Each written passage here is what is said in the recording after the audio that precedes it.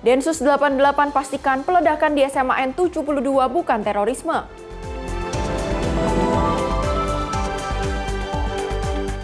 Pemerintah susun buku sejarah pahlawan nasional.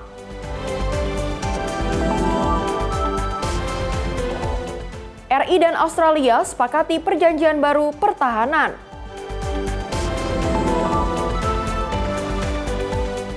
Redenominasi rupiah dinilai banyak membawa dampak positif.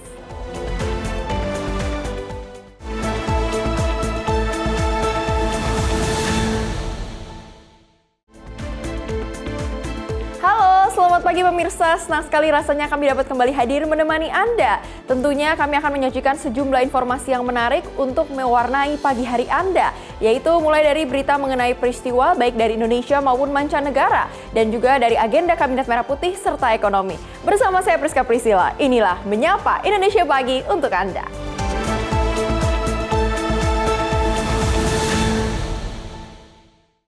Kita awali dengan informasi pertama di mana seorang residivis kasus pencurian kendaraan bermotor kembali ditangkap setelah aksinya gagal di Jalan Husni Tamrin, Kelurahan Sukabangun, Palembang, Sumatera Selatan. Pelaku sempat diambuk massa hingga babak belur.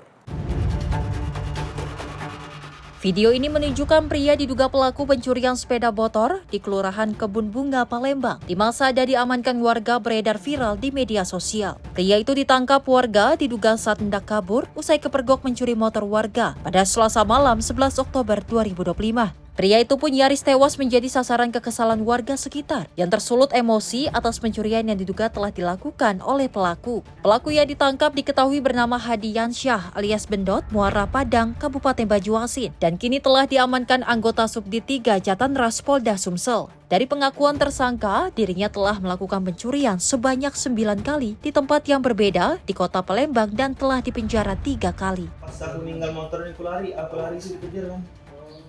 Nyampak. Oh, kau sebagai pemetik ya? Sebelum ditangkap nggak berapa kali berhasil? Di 9 kalau yang 4 berhasil Bang. Berapa dijual berapa motor? Ada yang 3,5. Motor jual mana? Dusun Bang. Pelaku ini adalah pelaku curanmor yang mana dari hasil keterangan dan diinterogasi sudah melakukan 9 kali TKP, yang mana dari 9 kali TKP itu kemarin berhasil diamankan oleh Subdit 3 Jatanras terhadap pelaku ini.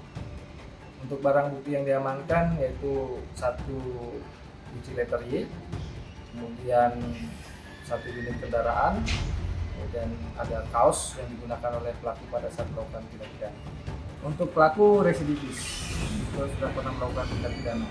Kini pelaku diamankan di Mapolda Sumatera Selatan untuk mempertanggungjawabkan perbuatannya. Dari Palembang, Sumatera Selatan, jurnalis Simpo TV melaporkan.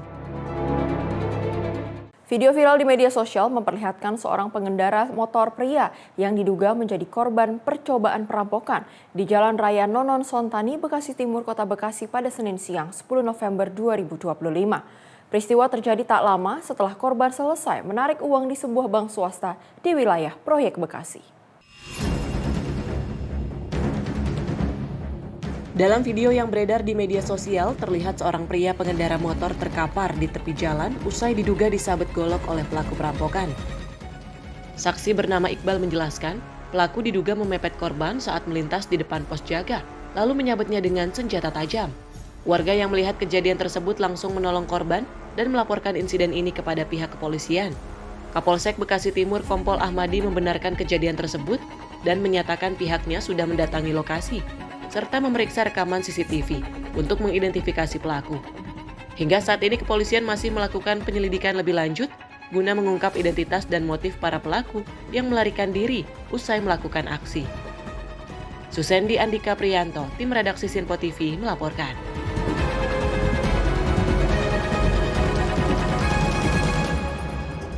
Pemirsa, aksi kawanan spesialis pencuri besi tower telekomunikasi terekam kamera pengawas CCTV. Dari rekaman ini, petugas berhasil menciduk 4 orang pelaku.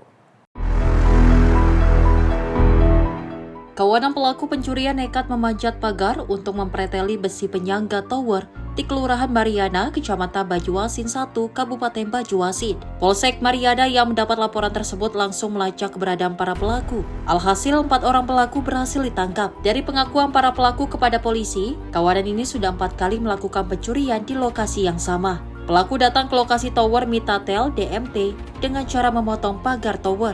Usai berhasil masuk, lalu pelaku melepas rangkaian besi bracing yang terpasang di tower dengan menggunakan kunci pas untuk melepas baut. Dari kejadian ini, para pelaku berhasil membawa kabur 100 meter lebih besi dan dijualnya oleh para pelaku ke tempat loak seharga 7 juta rupiah. Kami telah melakukan pengamanan terhadap para pelaku pencurian dengan penggunaan besi bracing milik PT Daya Mitra Telekomunikasi, yang mana pencurian tersebut terjadi pada hari Sabtu tanggal 11 Oktober 2025 sekira pukul 2 dini hari.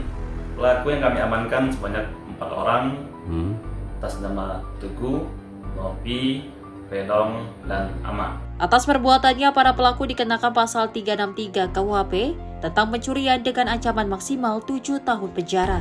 Dari Bajuasin, Sumatera Selatan, jurnalis Simpo TV melaporkan.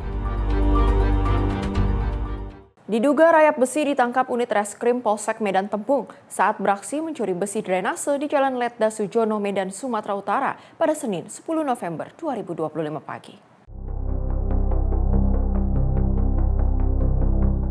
Aksi pelaku yang diketahui berinisial R terbilang nekat karena dilakukan di siang bolong di tengah keramaian warga yang sedang melintas dan beraktivitas di ruas jalan tersebut. Petugas yang mendapat informasi adanya aksi pencurian besi saluran air langsung terjun ke TKP dan menangkap tersangka yang sedang memotong besi gorong-gorong tersebut. Pelaku sempat panik saat petugas memergokinya dan membawanya ke Polsek Medan Tembung untuk proses lebih lanjut. Dari penangkapan oknum juru parkir tersebut, petugas menyita barang bukti besi potong dan peralatan yang digunakan tersangka dalam menjalankan aksi kejahatannya. Kanit Reskrim Polsek Medan Tembung Ibtu Parulian Sitanggang mengatakan pelaku diduga sering melakukan aksinya mencuri besi di lokasi tersebut. Berawal dari video tersangka saat beraksi mencuri besi dan viral di media sosial. Besi hasil kejahatan dijual tersangka ke penandanya di kawasan Perumnas Mandala. Ke TKP di Jalan Letda Sujono, bahwasannya ada di sana orang yang mengambil besi di jalan. Lalu kita lakukan penyelidikan dan kita ketahui keberadaannya, langsung kita lakukan penangkapan lengkap dengan barang bukti dan alat-alat yang digunakan untuk mengambil besi tersebut. Ya, jadi ini untuk besi-besi saluran air yang ada di atas jalan di Simpang Mandala. Saat ini polisi masih mendalami keterlibatan orang lain yang termasuk memburu penadah. Dari Medan, Sumatera Utara, jurnalis Simpo TV melaporkan. Sementara itu, Densus 88 Anti Teror memastikan aksi peledakan yang dilakukan seorang siswa di SMAN 72 Jakarta tidak terkait dengan jaringan terorisme. Aksi tersebut digolongkan sebagai memetic violence atau kekerasan yang dipicu oleh peniruan dari konten di dunia maya. Densus 88 Anti Teror Polri menyebut aksi peledakan di SMAN 72 Jakarta Utara merupakan tindakan kriminal murni dan bukan bagian dari aktivitas terorisme. PPID Densus 88 Anti Teror Polri, AKBP Maindra Eka Wardana mengungkap, pelaku yang merupakan anak berhadapan dengan hukum ini melakukan aksi tersebut atas dasar peniruan dari konten kekerasan di internet. Maindra menyebut di kalangan komunitas kekerasan daring, aksi seperti ini dikenal dengan istilah memetic violence, di mana pelaku terinspirasi dari tokoh atau aksi kekerasan yang banyak dibagikan secara online. Dalam penyelidikan, polisi menemukan sejumlah tulisan di senjata airsoft gun milik pelaku yang memuat nama-nama tokoh dan ideologi dari Eropa hingga Amerika. Pelaku juga mencari berbagai konten kekerasan dan bergabung dalam komunitas daring yang mengagumi aksi kekerasan. Densus 88 mengungkap, dalam komunitas tersebut, setiap tindakan kekerasan yang diunggah anggotanya sering mendapatkan apresiasi sebagai sesuatu yang heroik. Kondisi ini diduga menjadi pemicu pelaku melakukan aksi peledakan. Polisi juga menemukan nama-nama pelaku penembakan massal dunia yang ditulis di senjata mainan milik pelaku. Di antaranya Alexander Bissonet, Luca Traini, dan Brenton Taran. Kemudian melakukan pemeriksaan dan analisa device yang dimiliki oleh ABH, melaksanakan pemeriksaan tersangka dan saksi-saksi koordinasi antar stakeholder, melakukan pengecekan database dan analisis device, serta melakukan gelar perkara. Terhadap insiden yang terjadi di Seman 72 Jakarta ini menunjukkan bahwa hari ini ada fenomena global yang terjadi di berbagai negara, tidak luput di negara kita. Jadi adanya komunikasi yang transnasional membuat anak-anak muda menjadi mudah juga rentan terpapar berbagai aliran kekerasan yang berkembang di dunia maya. Kemudian terkait dengan analisa, sebagaimana sudah disampaikan oleh Bapak Ditkrim saksi, alat bukti semua sudah didapat dan Densus 88 melakukan cek watchlist yang dimiliki oleh Densus 88 terkait dengan jaringan teror baik itu global, regional maupun domestik, dan sampai dengan saat ini tidak ditemukan adanya aktivitas terorisme yang dilakukan oleh ABH. Jadi murni tindakan yang dilakukan adalah tindakan kriminal umum ya. Hingga kini penyidik dari Densus 88 Anti Teror dan Polda Metro Jaya masih melakukan pendalaman untuk mengungkap motif dan jaringan sosial daring yang diikuti pelaku. Polisi juga terus berkoordinasi dengan pihak sekolah dan lembaga terkait untuk melakukan pendampingan psikologis bagi siswa lainnya. Dari Jakarta, Tim Liputan Simpo TV melaporkan. Oleh karena itu, Wakil Ketua Komisi 1 DPR Dev Laksono merespon terkait arahan Presiden Prabowo Subianto yang membatasi game online. Salah satunya PUBG, buntut insiden ledakan SMA Negeri 72 Jakarta. Dev menilai game online merupakan sarana mengasah kreativitas anak, namun ia meminta jangan sampai game online menjadi alat perusak bagi generasi bangsa. Presiden Prabowo Subianto membatasi game online dengan salah satunya PUBG, buntut insiden ledakan yang terjadi di SMA Negeri 72 Jakarta pada beberapa waktu lalu. Wakil Ketua Komisi 1 Dev Laksono mengatakan bahwa pemerintah perlu bersikap dan menindaklanjuti jika game online menjadi pemicu adanya kasus ledakan. Dev menyebut kemajuan teknologi seharusnya bertujuan untuk mengembangkan kreativitas dan kapasitas, sehingga jangan sampai merusak generasi muda. Makanya saya belum bisa bersikap lebih lanjut sampai dengan putusan itu final. Kalau memang benar ini terinspirasi ataupun juga disebabkan akan sebuah gaming online, ya itu kita kan juga sudah memiliki PP Tunas ya untuk melindungi anak-anak, bila mana PSE aplikator atau gaming online ini jelas terbukti melanggar ataupun membahayakan ataupun menyebabkan kekacauan, ya sudah harus ada sikap dari pemerintah untuk menindak. Berarti ini bisa berbentuk game-game lain juga yang mungkin mengandung kekerasan dan bisa memicu anak-anak. Ya, kita tidak bisa menutup itu, tapi kan gini kan, ini bukan kejadian pertama kali. Di Amerika berapa kali kan kejadian penembakan sampai dengan menewaskan banyak anak di satu sekolah karena salah satu penyebabnya ya persenjataan yang dijual bebas, terus juga anak-anak ini menggunakan game-game seperti ini ya. Ini salah satu dari kemajuan teknologi, fungsinya itu kan adalah untuk mengembangkan kreativitas ataupun juga mengembangkan kapasitas kita. Tapi jangan sampai kemajuan teknologi itu justru merusak generasi muda kita. Dari Jakarta, Farizal, Simpo TV melaporkan. Komisi Perlindungan Anak Indonesia atau KPAI mendorong pengawasan terhadap game online dan media sosial pasca terjadinya ledakan di SMA N72 Jakarta Utara. KPAI menilai kasus itu tidak terjadi hanya karena disebabkan dugaan bullying, namun ada faktor lain yang mempengaruhi perilaku siswa pelaku ledakan. Komisioner KPAI Diah Puspitarini menyebut kasus anak tidak dapat berdiri sendiri dan perlu dilihat dari berbagai aspek. Menurutnya dugaan perundungan memang ada, namun ada juga faktor lain yang mendorong siswa tersebut melakukan aksi ekstrim. Dia juga menambahkan KPAI akan berkoordinasi dengan Kementerian Komunikasi dan Digital untuk mengawasi pengaruh konten di media sosial dan game online terhadap perilaku anak. Keluar dari sekolah ya, bahwa kasus anak tidak bisa berdiri sendiri. Latar belakang dia melakukan, mungkin ada dugaan bullying, iya, tetapi ada faktor lain sehingga membuat anak ini melakukan hal seperti itu. Jadi ini tidak berdiri sendiri, ada faktor yang lain. Dari lingkungan keluarga, kasus anak itu banyak sekali yang berasal dari keluarga. Ya, pengasuhan yang baik, ya. Kemudian juga komunikasi dengan pihak keluarga. Terus yang kedua, sekolah juga harus menciptakan suasana yang kondusif, ya, di mana guru, anak itu juga jangan sampai keluar kata-kata kasar ataupun juga melakukan upaya yang memojokkan anak. Nah, yang ketiga adalah bagaimana anak bisa senang. Itu yang terpenting, terutama di sekolah. Saya selalu menyampaikan bahwa bullying itu terjadi ketika ada relasi kuasa, di mana anak yang pintar atau anak yang kaya atau anak yang punya kuasa, dia akan menindas yang lemah. Ya. Apakah ada faktor dari tontonan yang dilihat dan apakah nanti akan berkoordinasi dengan Komdigi sendiri gitu? Sudah kami sampaikan. Ya, benar, ada faktor itu, Mas. Ada faktor itu juga dan kami sudah berupaya untuk komunikasi dan komunikasi. Sebelumnya polisi mengungkap siswa pelaku ledakan di SMA Negeri 72 membawa 2 tas yang diduga berisi bahan peledak.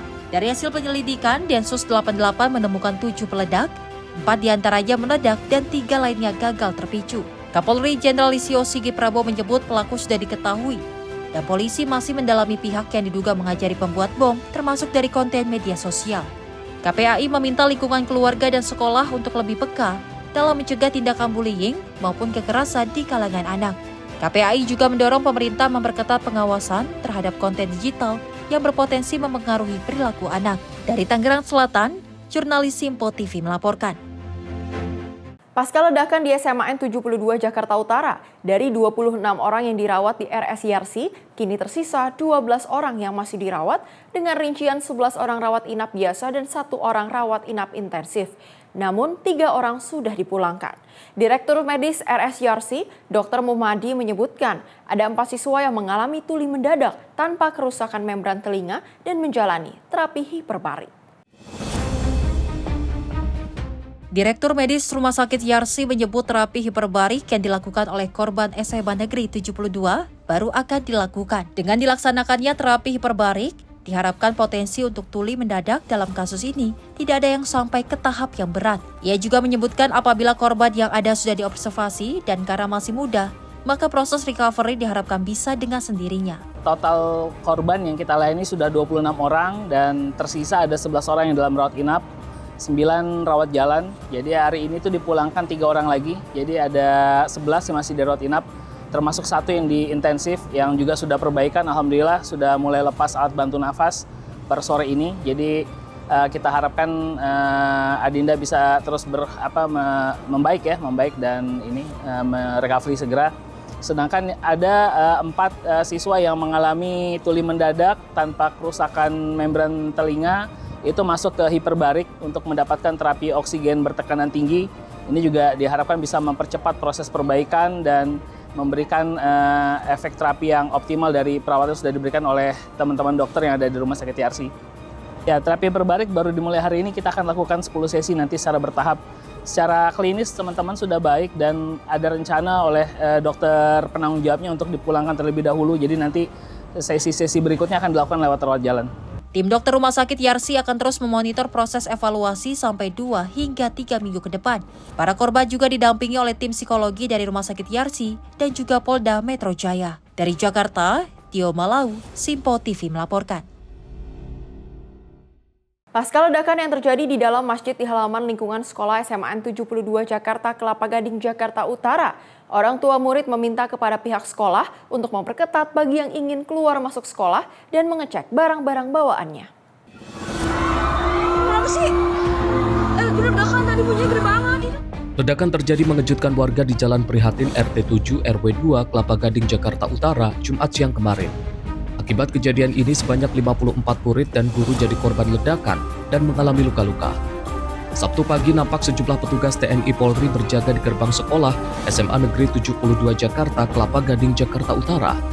Menurut Retno Arianti, salah satu orang tua murid, mendengar ledakan mengira dari pecah ban yang kerap terjadi.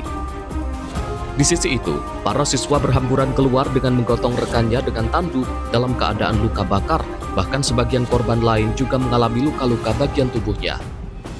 Salah satu anak Retno Arianti kini selamat dari peristiwa tersebut lantaran sedang tidak masuk sekolah mengikuti pembelajaran. Para temannya pun meminta pertolongan kepada Retno untuk bersinggah sementara waktu di rumahnya. Kalau saya pikir itu adalah ledakan dari pecah ban di truk di jalan raya di kayak Yosudarso itu seringkali seperti itu. Nah itu suaranya seperti itu. Jadi saya pikir ledakan ban. Nah itu saya dengarnya sih ngehnya hanya sekali. Lalu sekitar kira-kira 3 menit dari saya dengar ledakan itu, saya pulang. Arah kebetulan rumah saya adalah lurusan SMA 72 itu. Dekat ya. Saya di Jalan Prihatin. Lalu saya lihat anak-anak yang perempuan, siswi yang kebanyakan perempuan itu di jalanan sudah membuat 2 baris seperti memberi kiri kanan memberi jalan. Kan saya nggak tahu, saya teriak, "Hei, kenapa? Ada apa?" "Ada kebakaran tante di dalam 72." Oh terus ada ledakan, kemungkinan gas dari kantin katanya gitu. Lalu terus nggak lama ada tandu bopong anak laki-laki itu ada 3. Pertama 1 dulu, terus saya lihat lagi ada 2 lagi, ada 3. Saya hancur kayak hati-hati, saya pikir itu salah satu respon saya ketika kebetulan anak saya sekolah di 72. Oh, laki apa perempuan? Perempuan. Kebetulan saat itu dia nggak masuk kelas 3. Kelas 3 juga ya. Karena dia tidak masuk, kurang sehat. Terus saya pikir, ini kenapa depan lihat anak dibopong seperti itu dengan luka-luka seperti itu, ada yang kena mukanya, badannya, tangannya, kakinya, ada yang hanya celana pendek, telanjang dada, celana pendek. Terus lalu yang kedua masih dengan seragam tapi compang-camping.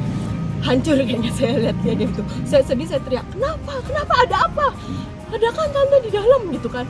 Saya nggak tahu, saya langsung pulang, saya parkir motor saya masuk ke rumah saya bilang, anak saya panggil, itu kamu lihat di sekolah itu ada korban ledakan apa nggak tahu apa gitu. Terus siapa? Nggak tahu, kamu lihat. Anak saya langsung ke sana. Saya cari tahu temennya, akhirnya ada beberapa temennya kelasnya. Gue boleh nggak ke tempat lu? Boleh, sama-sama tempat gue aja, tempat gue. Akhirnya ada beberapa anak di rumah saya. Iya, dengan kondisi yang satu anak laki-laki didampingi temennya, dipegang, ayo dia gemeter. Saya juga sedih banget berarti kayak gitu kan. Saya merasakan itu, aduh, ini udah hati saya udah di situ, karena kan anak saya sekolah di situ, dan sebagai seorang ibu melihat seperti itu, orang tuanya kan tahunya mereka sekolah, tiba-tiba dengar berita kayak gitu, hancur rasanya gitu. Terus yang ibu tahu pada saat itu belum sempat mereka dibawa ke rumah sakit ya? Dilarikan, ada yang ke BK, lalu ada yang ke sana, saya nggak tahu, atau mereka muter. Kan BK di belakang sini Pak, di belakang SMA 72 persis itu ada balai kesehatan. Berharap agar kejadian pertama kalinya di sekolah SMA Negeri 72 Jakarta tak terulang kembali, orang tua murid meminta kepada pihak sekolah untuk diperketat bagi yang ingin keluar masuk sekolah tersebut dan mengecek barang bawaannya. Tim kontributor Simpo TV melaporkan. Polda Metro Jaya merilis hasil penyelidikan kasus ledakan di SMA Negeri 72 Jakarta yang terjadi pada hari Jumat 7 November 2025 siang. Kapolda Metro Jaya memastikan bahwa terduga pelaku atau anak yang berkonflik dengan hukum dapat dipastikan tidak terafiliasi dengan kelompok teror manapun. Pasca terjadinya ledakan yang terjadi pada Jumat lalu di SMA Negeri 72 Jakarta, Polda Metro Jaya merilis hasil penyidikan yang dilakukan Satuan Kerja Jajaran Polda Metro Jaya. Kapolda Metro Jaya Irjen Pol Asep Edi Suheri mengatakan, kepolisian telah memeriksa sebanyak 18 saksi. Asep menyebut terduga pelaku telah ditetapkan sebagai anak yang berkonflik dengan hukum. Merupakan siswa aktif di SMA Negeri 72, dapat dipastikan tidak terafiliasi dengan kelompok teror manapun, melakukan hal tersebut secara mandiri. Asep menyebut ABH merupakan pribadi yang tertutup, jarang bergaul, dan menyukai konten kekerasan dan ekstremis. Yang mana kita ketahui bersama bahwa pada hari Jumat, tanggal 7 November tahun 2025, sekitar pukul 12.00 WIB, telah terjadi ledakan di lingkungan SMA Negeri 72 Jakarta Utara saat pelaksanaan ibadah sholat Jumat. Akibat peristiwa tersebut, puluhan orang mengalami luka-luka. Berdasarkan hasil penyelidikan, sementara anak yang berkonflik dengan hukum atau yang disingkat ABH yang terlibat dalam ledakan tersebut diketahui merupakan seorang siswa SMA aktif yang bertindak secara mandiri dan tidak terhubung dengan jaringan teror tertentu. Sementara itu, Dansa Brimo Polda Metro Jaya Kombes Henik Marianto menyampaikan pihaknya menemukan 2 bom yang meledak di TKP dan polisi berhasil menjinakkan beberapa bom lain yang masih aktif. Henik menyebut total pihaknya menemukan sebanyak 7 bom yang berada di lokasi kejadian perkara. 2 bom ditemukan di dalam masjid yang sudah meledak, 4 bom ditemukan di bank sampah sekolah, 2 diantaranya telah diledakkan dan 2 lainnya masih dalam keadaan aktif. 1 bom ditemukan di taman baca yang dilemas dengan kaleng minuman dilengkapi dengan sumbu bakar. Pihaknya juga menemukan remote yang berada di taman baca yang diduga digunakan ABH untuk meledakan bom yang berada di dalam masjid. Kemudian di TKP 1 tadi sudah kami sampaikan ditemukan 2 krater atau 2 kawah ledak. Itu dimungkinkan terdapat 2 bom yang sudah meledak di dalam masjid. Kemudian dampak ledakan berupa overpressure dan shrapnel paku yang mengakibatkan banyak korban yang terluka. Kalau untuk overpressure ini mengakibatkan banyak luka kendala dengan gendang telinga untuk para korban yang ada dalam masjid. Itu untuk TKP yang ada di dalam masjid, jadi ada 2 bom yang diledakkan di sana. Kemudian untuk TKP yang kedua, posisi itu ada di bank sampah dan di taman baca. Untuk di taman baca kami mendapatkan barang bukti berupa bom dengan casing kaleng minuman bermerek Coca-Cola, dilengkapi dengan sumbu bakar, dan di sebelahnya terdapat remote. Dari Jakarta, Tim Liputan Simpo TV melaporkan. Wamenak respon tindakan Gus Elham yang viral di media sosial. Informasi lengkapnya usai jeda. Tetaplah bersama kami di Simpo TV.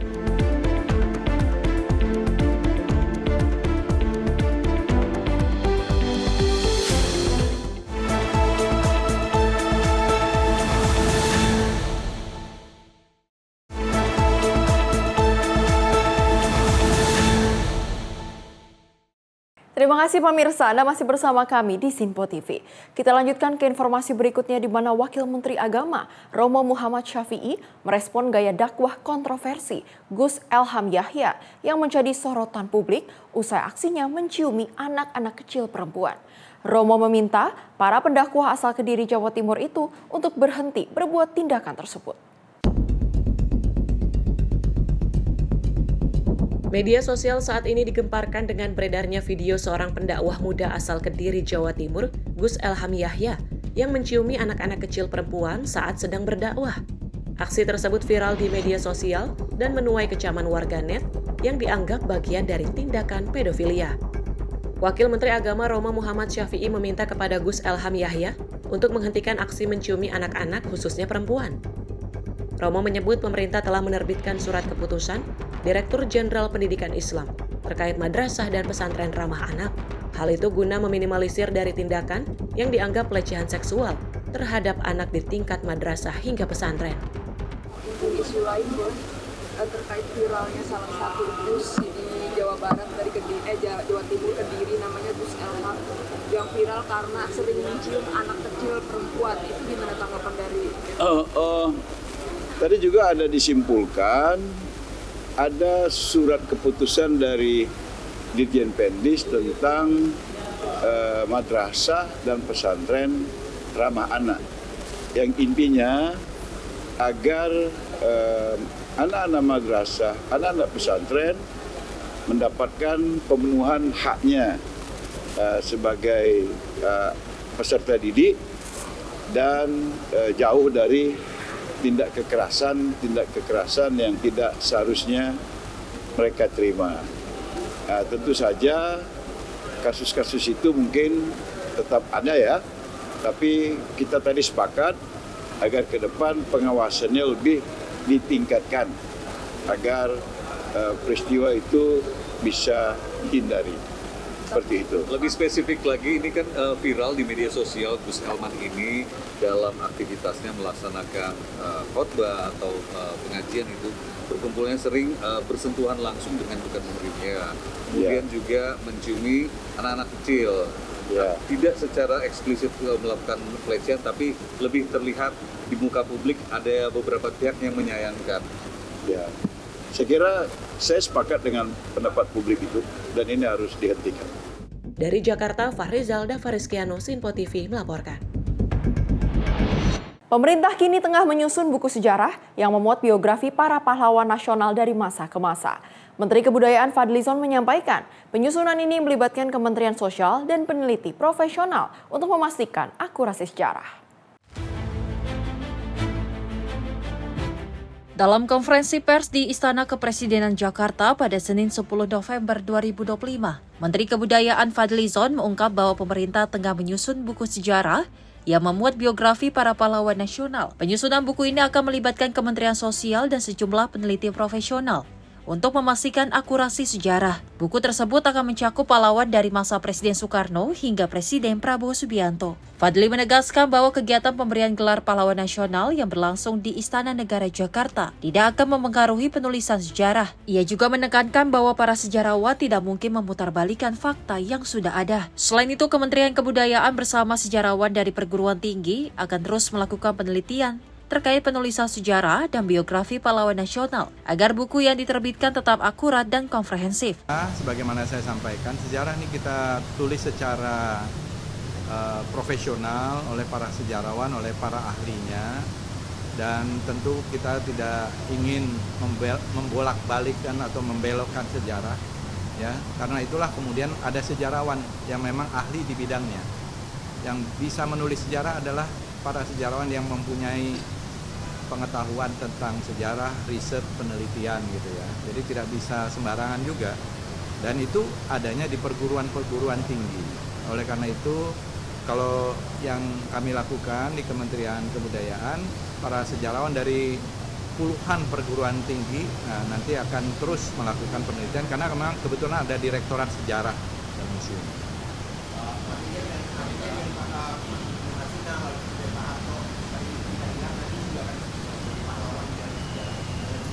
Ya tentu, mungkin kita sedang menyusun juga buku tentang para pahlawan dengan biografinya sendiri. Yang tadi kita sudah kerjasama dengan Kementerian Sosial. Semua hasil penelitian dari tokoh-tokoh pahlawan itu kalau ditumpuk itu segini-segini nih. Penelitian dari tokoh-tokoh ini, jadi tidak sembarangan gitu. Jadi bukan hanya paper, ya misalnya seperti Ronda Haim Saragi itu, Napoleon van der Bataks gitu. Itu penelitiannya panjang, bukan hanya sekedar nama, tapi penelitiannya panjang. Bahannya itu bertumpuk-tumpuk. Nah ini coba nanti kita akan membuat buku khusus tentang para pahlawan yang telah diberikan dari masa presiden ke presiden, dari zaman Bung Karno sampai sekarang zaman Pak Presiden Prabowo. Tim redaksi Sinpo TV melaporkan. Kita ke informasi lain di mana diduga tak terima sepeda motor milik salah satu anggotanya ditarik paksa. Puluhan anggota Ormas terlibat bentrok dengan sekelompok debt collector di Jalan Daan Mogot, Cengkareng, Jakarta Barat pada Senin siang. Akibat peristiwa tersebut, 2 orang dari masing-masing kelompok yang bertikai menjadi korban luka-luka dan harus dilarikan ke rumah sakit terdekat.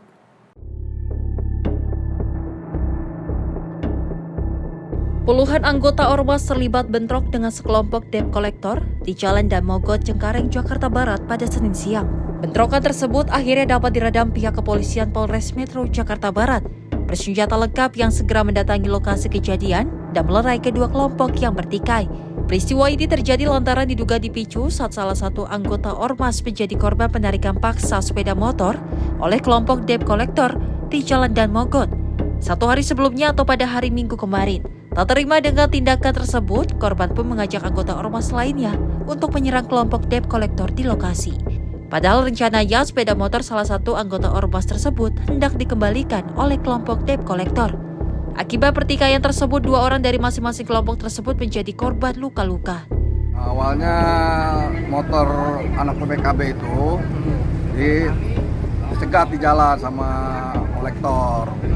Nah, amal kolektor ini bawa motor citanya, dibawa mau dipulangi sebetulnya gitu.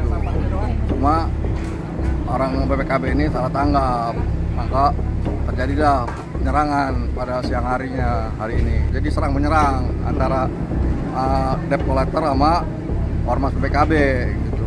Korban ada 2 dari BPKB 1, dari debt collector 1. Jadi orang yang kolektor itu mulai di sweeping di pintu air, jadi diserang sama BPKB, ditusuk.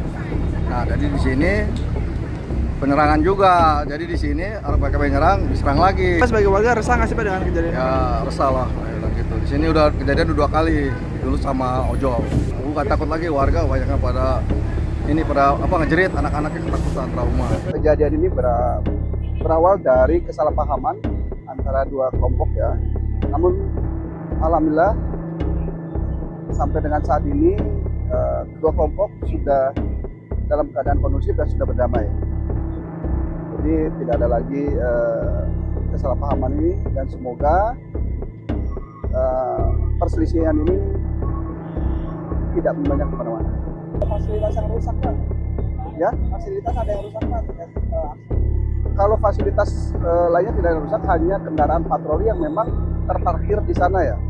Selanjutnya, guna mengantisipasi terjadinya bentrokan lanjutan, pihak kepolisian memfasilitasi kedua kelompok antara ormas dan debt collector untuk menyelesaikan masalah tersebut melalui upaya mediasi dan damai. Dari Jakarta, jurnalis Simpo TV melaporkan. Kita beralih ke Polda Lampung di mana berhasil mengungkap 2 kasus pencurian rumah kosong di Bandar Lampung yang dilakukan komplotan lintas provinsi dengan modus pura-pura bertamu. Dalam pengungkapan ini, 3 pelaku asal Sumatera Selatan yang ketika beraksi terekam kamera CCTV berhasil dibekuk di Pelabuhan Bakaheni saat akan melarikan diri dan kembali beraksi ke Pulau Jawa.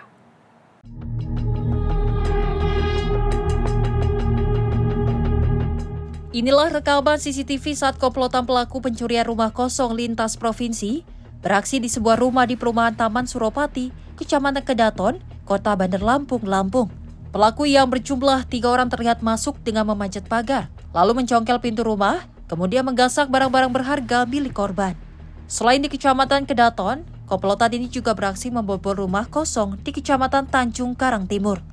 Berdasarkan hasil penyelidikan dan berbekal rekaman kamera CCTV, polisi berhasil menangkap ketiga pelaku warga Sumatera Selatan bernama Teguh, Nofriyadi, dan Andul Wafir di Pelabuhan Bakaheni saat akan melarikan diri dan kembali beraksi ke Pulau Jawa. Dari tangan ketiganya ditemukan barang bukti berupa tas, jam tangan, kunci kendaraan, speaker, serta sejumlah barang hasil curian lainnya.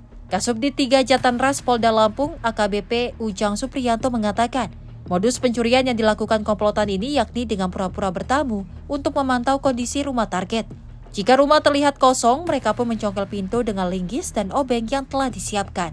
Dari 3 pelaku ini setelah melakukan tindak pidana pencurian pemberatan di Lampung, kemudian sekitar jam 17 kita amankan di Bakahuni pada saat ketiga pelakunya akan menyeberang ke Jakarta. Jadi modusnya ya dengan cara mencongkel menggunakan linggis, alat kerja obeng, linggis, kemudian pahat. Jadi diawali dia berpura-pura bertamu di rumah itu, apabila ada penghuni rumahnya dia berpura-pura nanya alamat. Tapi kalau tidak ada, mereka langsung kerja. Kerugian estimasi, jadi kalau jumlah uangnya nominalnya 3 juta untuk TKP kedamaian. Namun yang lain saya rincikan di sini, 1 tas kulit warna hitam, 1 tas kecil warna hitam, 1 buah kotak berisi jam tangan, kemudian cincin, kunci mobil, speaker, dan 1 set mic wireless. Ketiga pelaku saat ini masih menjalani pemeriksaan intensif di Mapolda Lampung untuk pengembangan dan pembaruan terhadap anggota jaringan lainnya. Mereka pun bakal dijerat pasal 363 KUHP dengan ancaman hukuman pidana maksimal 7 tahun penjara. Dari Lampung, jurnalis Simpo TV melaporkan. Modus menstruasi dua wanita pengunjung lapas narkotika Jakarta ditangkap petugas saat hendak menyelundupkan narkotika jenis sabu ke dalam lapas dan menyembunyikannya di dalam pembalut dengan modus menjenguk tahanan pada Selasa 11 November 2025 siang. Keduanya ditangkap dalam jeda waktu 30 menit namun memakai modus yang sama. Dua wanita berinisial S dan DTU ditangkap oleh petugas sipir saat berkunjung ke Lapas Narkotika Jakarta Jatinegara, Jakarta Timur, lantaran terbukti hendak menyelundupkan narkotika jenis sabu. Keduanya ditangkap setelah petugas mencurigai gerak-geriknya. Saat digeledah oleh petugas wanita, keduanya terbukti membawa narkotika jenis sabu yang disimpan di pembalut yang dikenakannya. Mereka sengaja menyembunyikan narkotika jenis sabu di dalam pembalut dengan modus menstruasi untuk diberikan ketahanan yang berada di dalam lapas saat jam besuk. Dari kedua pelaku, petugas menyita barang bukti sabu seberat 23,4 gram dan 9,2 gram. Selain itu, kedua pelaku rupanya tidak saling mengenal, namun menggunakan modus yang sama. Keduanya ditangkap dalam jeda waktu sekitar 30 menit. Ini kami tanggal 11 November 2025 pukul 14:15 itu biasa pengunjung berkunjung datang, terus kita mencurigai kedua khusus penggeledahan wanita, ada Mbak Puan sama Mbak Ratna, menggeledah mencurigai ini barang kok ya mereka yang tahu kan di softtek di pembalut seperti apa, dicurigai dibawa ke ruang pemeriksaan di Kamtib. Satu orang pengunjung sedang memeriksa pengunjung di atas ini, terus penggeledahan berikutnya, pengunjung berikutnya ditemukan lagi. Jadi beruntun ini sekitar 20-30 menit lah ditemukan jarak dua orang ini berkunjung menyimpan narkoba jenis sabu, diduga jenis sabu di softtek, di dalam softtek. Jadi biasanya kalau perempuan itu ya mungkin dipikirnya nggak dipegang, nggak diapakan, yang namanya dia menyelundupkan mungkin tidak tahu, kamu mungkin pakai pembalut nggak bakal dirazia tuh, tapi kan kita ada petugas perempuannya. Saat dirazia ditemukan ini tadi banyak sekali, 4 bungkus besar ya, ditimbangnya kami pastikan, kami sudah serahkan kepada hasil pemeriksaan awal dan kita tanya langsung, mereka tidak saling kenal. Jadi yang dibesuk berbeda dan tidak saling kenal. Kebetulan saja mereka berbarengan saja. Sementara kedua pelaku beserta barang bukti langsung diserahkan oleh petugas lapas ke pihak Kepolisian Metro Jakarta Timur guna proses penyelidikan lebih lanjut. Dari Jakarta Timur, jurnalis Simpo TV melaporkan. Pemirsa, kecelakaan tunggal menimpa satu unit mobil mewah Ford Mustang di Jalan Jenderal Sudirman, Pekanbaru pada dini hari Selasa 11 November 2025. Meskipun diklasifikasikan sebagai kecelakaan ringan, namun korban Rahmatullah mengalami sejumlah luka. Mobil Ford Mustang bernomor polisi B2980WBG terlibat dalam kecelakaan di jalur barat Jalan Jenderal Sudirman, tepatnya di depan Hotel Batika, Kecamatan Marpoyan Damai, Kota Pekanbaru. Kasat Lantas Polresta Pekanbaru AKP Satrio BW Wicaksana mengatakan, kerugian material akibat kerusakan kendaraan ditaksir mencapai angka 30 juta rupiah. Pengemudi mobil seharga 2,5 miliar tersebut bernama Muhammad Rahmatullah, diketahui warga Kabupaten Kampar. Meskipun diklarifikasikan sebagai kecelakaan ringan, korban Rahmatullah mengalami sejumlah luka. Ia tercatat mengalami luka pada bagian leher dan lebam di dada. Setelah kejadian, korban segera dilarikan ke Eka Hospital Pekanbaru untuk mendapatkan penanganan medis lebih lanjut. Kondisi lingkungan di lokasi kejadian saat subuh dilaporkan cerah. Kontur dan ukuran jalan dikeraskan dengan aspal, merupakan jalan satu arah rata dan lurus dengan arus lalu lintas yang sedang. Dua saksi mata Ardiansyah dan Dedi turut memberikan keterangan kepada pihak kepolisian. Kesimpulan sementara diduga pengemudi mobil Ford Mustang Muhammad Rahmatullah tidak berkonsentrasi dan kurang berhati-hati saat mengemudi. Hal ini mengakibatkan hilangnya kendali dan akhirnya menyebabkan kecelakaan lalu lintas tunggal tersebut. Tim redaksi Simpo TV melaporkan.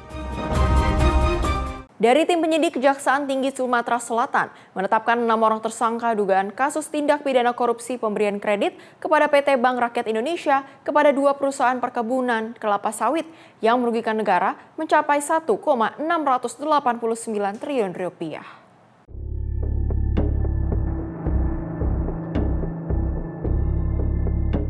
Tim penyidik Kejati Sumsel kembali mengungkap kasus dugaan tindak pidana korupsi yang melibatkan pemberian fasilitas pinjaman atau kredit dari salah satu bank plat merah kepada 2 perusahaan, yakni PT BSS dan PT SAL. Dari hasil penyidikan yang telah dilakukan cukup lama dan melibatkan dari 107 saksi, Kejaksaan Tinggi Sumatera Selatan akhirnya menetapkan 6 orang sebagai tersangka, yaitu WS Direktur PT BSS sejak 2016 hingga sekarang, sekaligus Direktur PT SAL sejak 2011, MS Komisaris PT BSS periode 2016 hingga 2022, DO Junior Analis Kredit Grup Analisis Risiko Kredit Divisi Kantor Pusat Bank Plat Merah pada tahun 2013. ED Akun Officer Relationship Manager Agribisnis Kantor Pusat Bank Plat Merah periode 2010 hingga 2012.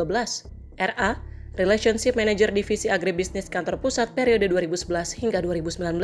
Sedangkan seorang wanita, ML, yang menjabat sebagai Junior Analis Kredit Grup Analisis Risiko Kredit pada tahun 2013. Penetapan 6 orang tersangka ini langsung disampaikan oleh Kepala Kejati Sumsel, Ketut Sumedana, yang akan terus mendalami kasus ini.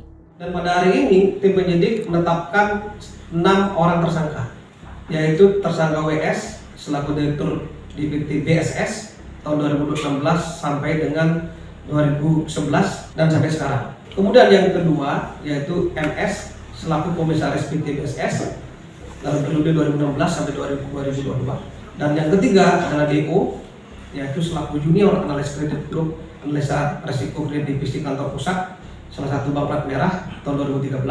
Kemudian yang keempat, ED selaku Akun Officer atau EO atau Relationship Manager di Agribisnis Kantor Pusat salah satu Bank Plat Merah juga 2010-2012. Kemudian yang kelima, ML selaku Junior Analis Kredit Grup Analisa Risiko Kredit Divisi Kantor Pusat salah satu Bank Plat Merah 2013. Kemudian keenam adalah RA selaku Relationship Manager nomor 2 sampai 6. Berarti 5 orang ini hari ini kita lakukan proses penahanan selama 20 hari. Sebelumnya, tim penyidik Kejati Sumsel sudah mengamankan sebagian kerugian negara sebesar 506 miliar 150 juta. Berdasarkan perhitungan sementara, estimasi total kerugian negara mencapai 1,689 triliun rupiah dan masih belum dikembalikan oleh tersangka sebesar 1,183 triliun rupiah. Untuk kepentingan pemeriksaan lanjutan, para tersangka kini dititipkan di rumah tahanan Pak Jo Palembang untuk dilakukan penahanan selama 20 hari ke depan. Dari Palembang, Sumatera Selatan, jurnalis Info TV melaporkan.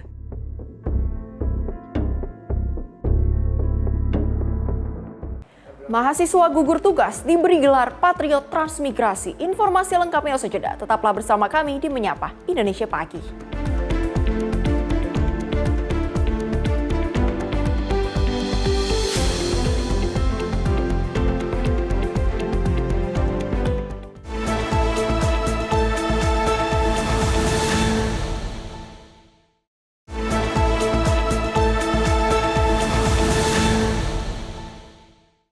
Terima kasih pemirsa, Anda masih bersama kami di Sinpo TV.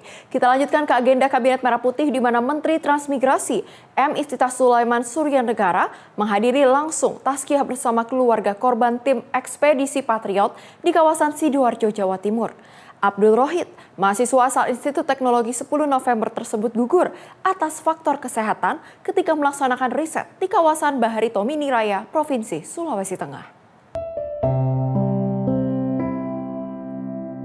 Menteri Transmigrasi M. Iftithah Sulaiman Suryanegara menghadiri takziah almarhum Abdul Rohid, salah satu tim ekspedisi Patriot yang gugur bertugas di kawasan Bahari Tomini Raya, Provinsi Sulawesi Tengah, beberapa waktu lalu. Iftithah memastikan pemenuhan hak bagi keluarga almarhum, mulai dari permintaan khusus, santunan negara bagi keluarga korban, hingga beasiswa universitas terhadap adik korban yang ditinggalkan. Adapun almarhum Abdul diberi gelar Sarjana Terapan Teknik serta Patriot Transmigrasi oleh Kementrans atas jasanya melakukan riset transmigrasi. Hari ini Kementerian Transmigrasi kita semua berduka cita yang mendalam atas berpulangnya seorang Patriot Transmigrasi, Saudara Abdul Rohid. Kemarin pukul 17.30 waktu Indonesia bagian Barat di Sidoarjo. Almarhum adalah anggota tim ekspedisi Patriot 11 yang sedang melakukan riset dan pemetaan potensi ekonomi di kawasan transmigrasi Tomini Bahari Raya di Sulawesi Tengah, yang cukup membanggakan dan bisa menjadi inspirasi untuk para generasi muda Indonesia adalah Sesungguhnya almarhum itu harusnya bulan September yang lalu sudah diwisuda di ITS.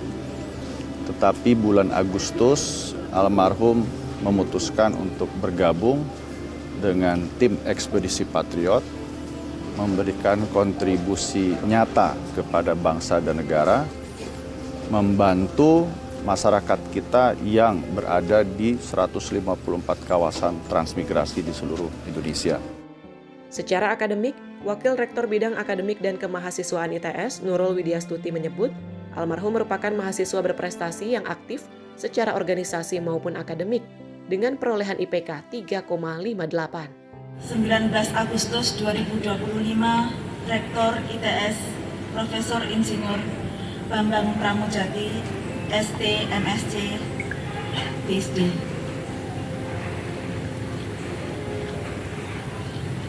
Keputusan Rektor Institut Teknologi 10 November terkait tentang transkrip Fakultas Vokasi Program Studi Teknologi Rekayasa Instrumentasi dengan tugas akhir berjudul Sistem Pengendalian Kelembaman Udara dan Monitoring Kualitas Udara dalam Ruangan dilengkapi aplikasi mobile.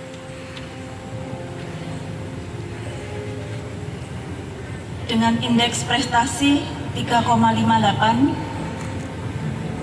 sebagai sarjana terapan teknik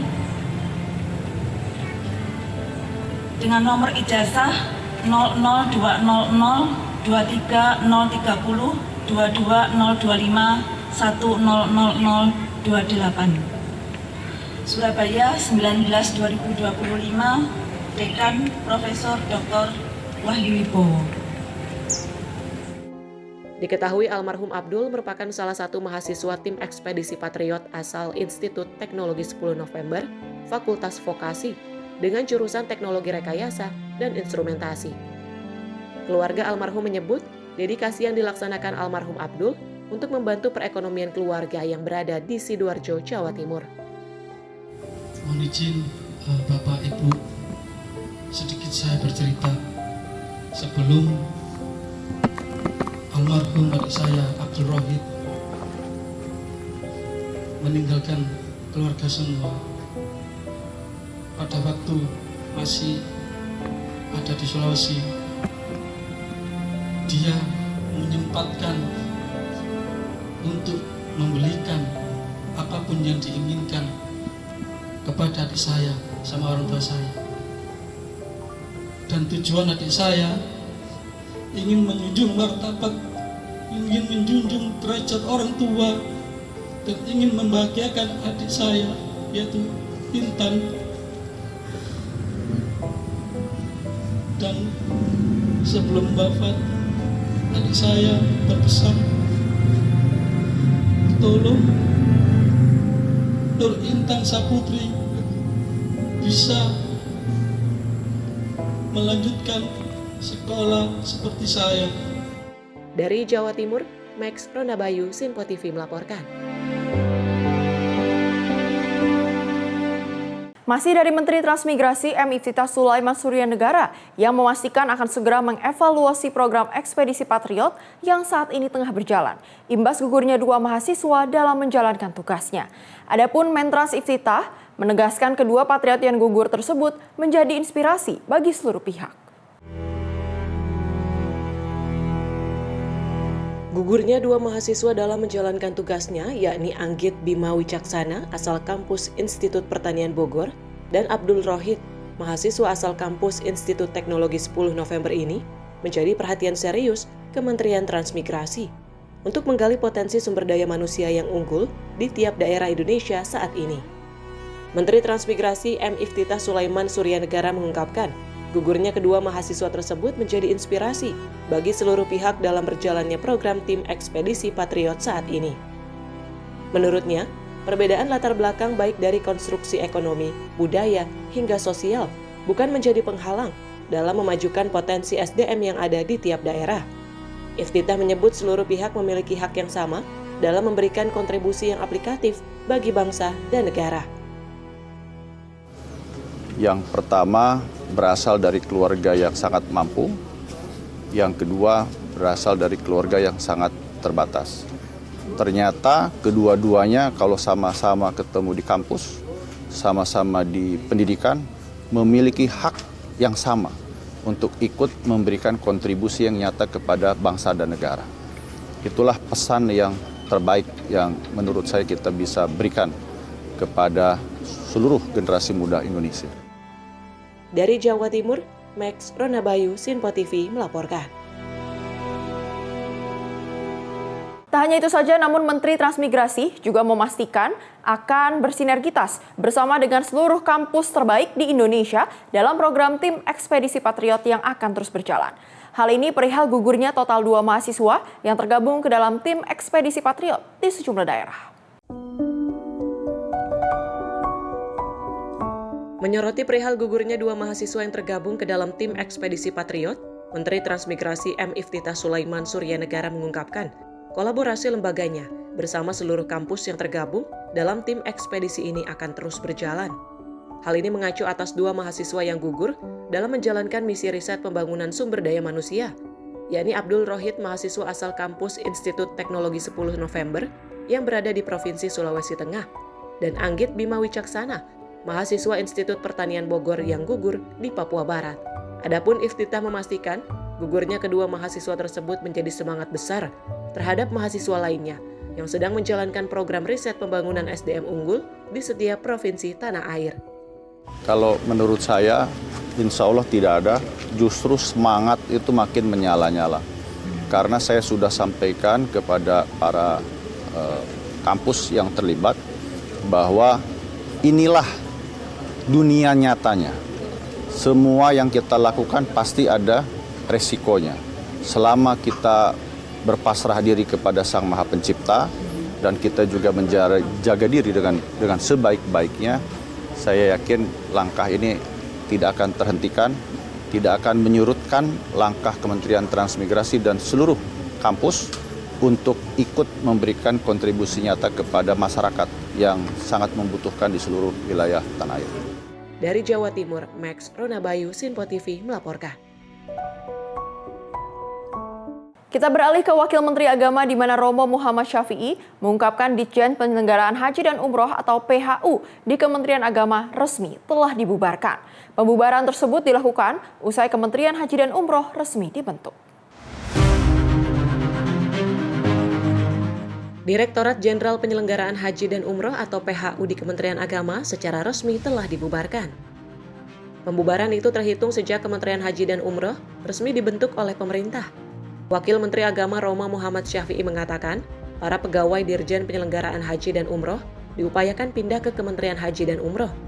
Selain itu, aset terkait pelaksanaan haji di Kementerian Agama dialihkan ke Kementerian Haji dan Umroh. Oleh karena itu, kini Kementerian Agama saat ini tidak lagi mengurus apapun terkait haji. Dengan keluarnya Perpres, pembentukan Kementerian Haji dan Umroh, maka Dirjen Pelaksanaan Haji dan Umroh di Kementerian Agama secara resmi dibubarkan. Jadi tentang personilnya, itu semaksimal mungkin bisa dibawa ke Kementerian Haji, walau mungkin tidak semua, dan seluruh aset yang terkait pelaksanaan ibadah haji, Kementerian Agama tidak boleh melakukan apapun kecuali memberikan dukungan pengalihan aset. Jadi yang selama ini di Kementerian Agama aset itu digunakan untuk pelaksanaan ibadah haji, setelah ada kementerian 100% itu dialihkan ke Kementerian Haji dan Umroh, tanpa ada sedikit pun yang ditahan. Dari Jakarta, Farizal Davarizkiano, Sinpo TV melaporkan. Pemirsa, kebijakan pemerataan masa tunggu haji selama 26 tahun untuk seluruh daerah di Indonesia dinilai menciptakan pemerataan, namun juga menimbulkan tantangan baru. Anggota Balik DPR RI, Habib Syarif Muhammad mengingatkan agar kebijakan tersebut disertai mekanisme yang adil dan proporsional.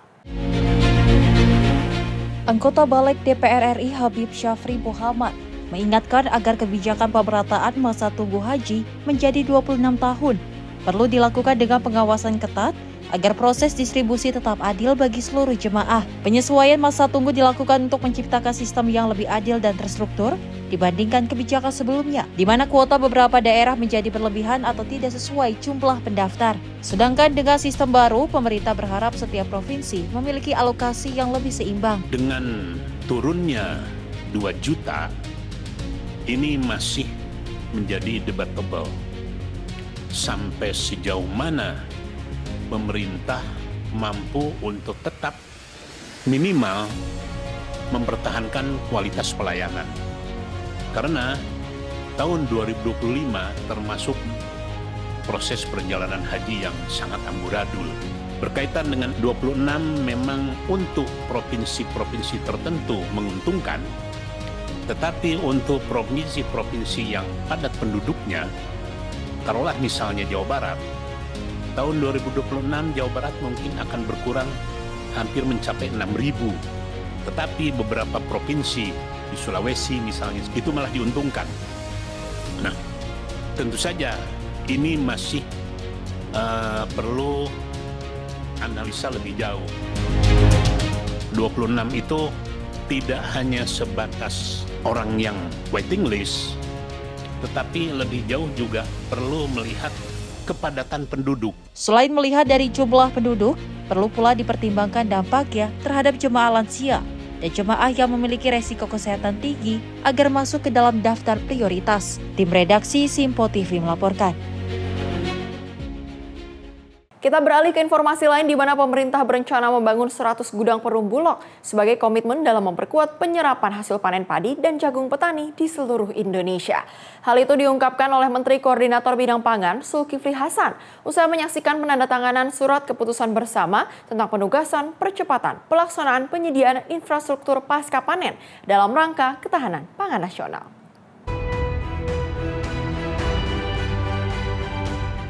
Pemerintah melakukan penandatanganan surat keputusan bersama tentang penugasan percepatan pelaksanaan penyediaan infrastruktur pasca panen dalam rangka ketahanan pangan nasional. Dalam kesempatan itu, pemerintah sepakat membangun 100 gudang perum bulog sebagai komitmen dalam memperkuat penyerapan hasil panen padi dan jagung petani di seluruh Indonesia.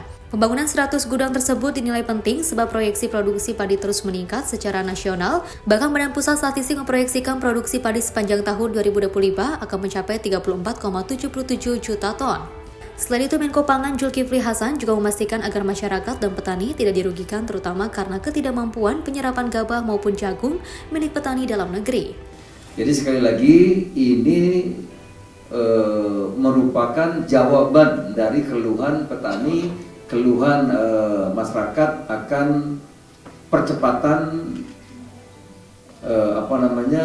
penyerapan gabah, beras atau jagung dari petani sehingga tidak ada hambatan lagi. Bulog keluhannya gudangnya kurang. Nah, sekarang akan dibangun secepat-cepatnya 100 gudang. Jadi intinya ini adalah jawaban dari keluhan para petani. Saya kira demikian, Pak. Dari Jakarta, Sri Dewi Dayadi, Rona Bayu, Simpo TV melaporkan. Tak hanya itu saja, namun Menteri Koordinator Bidang Pangan Zulkifli Hasan mengapresiasi capaian kinerja Menteri Pertanian Andi Amran Sulaiman yang dinilai mendapat nilai terbaik berdasarkan hasil survei Indikator Politik Indonesia. Capaian tersebut menunjukkan kerja nyata Kementerian Pertanian yang kini benar-benar dirasakan oleh para petani dan masyarakat luas. Menteri Pertanian Andi Amran Sulaiman mendapat tingkat kepuasan publik dengan nilai tertinggi berdasarkan hasil survei Indikator Politik Indonesia dengan capaian nilai sebesar 84,9%. Menko Pangan Zulkifli Hasan menilai kepemimpinan Menteri Pertanian Andi Amran yang tegas, cepat tanggap, dan berpihak pada petani menjadi faktor utama tingginya tingkat kepuasan publik. Capaian tersebut juga menunjukkan bahwa sektor pangan Indonesia kini berada di jalur yang tepat. Menurutnya, hasil survei tersebut menjadi bukti bahwa kerja nyata Kementerian Pertanian benar-benar dirasakan oleh petani dan masyarakat luas. Dan ini kerja keras tim, terutama Pak Mentan, itu produksi kita luar biasa, saudara-saudara, dari 30 juta menurut BPS menjadi 34,77. Berarti kenaikannya 13% lebih. Nah, tentu pemerintah tidak ingin ada hambatan dalam penyerapan gabah maupun jagung. Tidak boleh masyarakat petani dirugikan. Dari Jakarta, Sri Dewi Andayani, Rona Bayu, Sinpo TV melaporkan.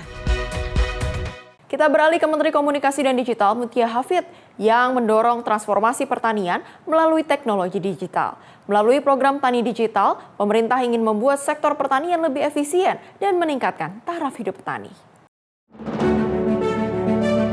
Sektor pertanian Indonesia kini memasuki era baru yang tak hanya mengandalkan tenaga dan lahan, tetapi juga teknologi, data, dan inovasi digital untuk memperkuat ketahanan pangan nasional. Kementerian Komunikasi dan Digital melalui program Tani Digital terus mendorong transformasi pertanian dengan pemanfaatan teknologi Internet of Things atau IoT. Program ini dirancang untuk meningkatkan efisiensi produksi dan membantu petani naik kelas melalui penggunaan teknologi modern.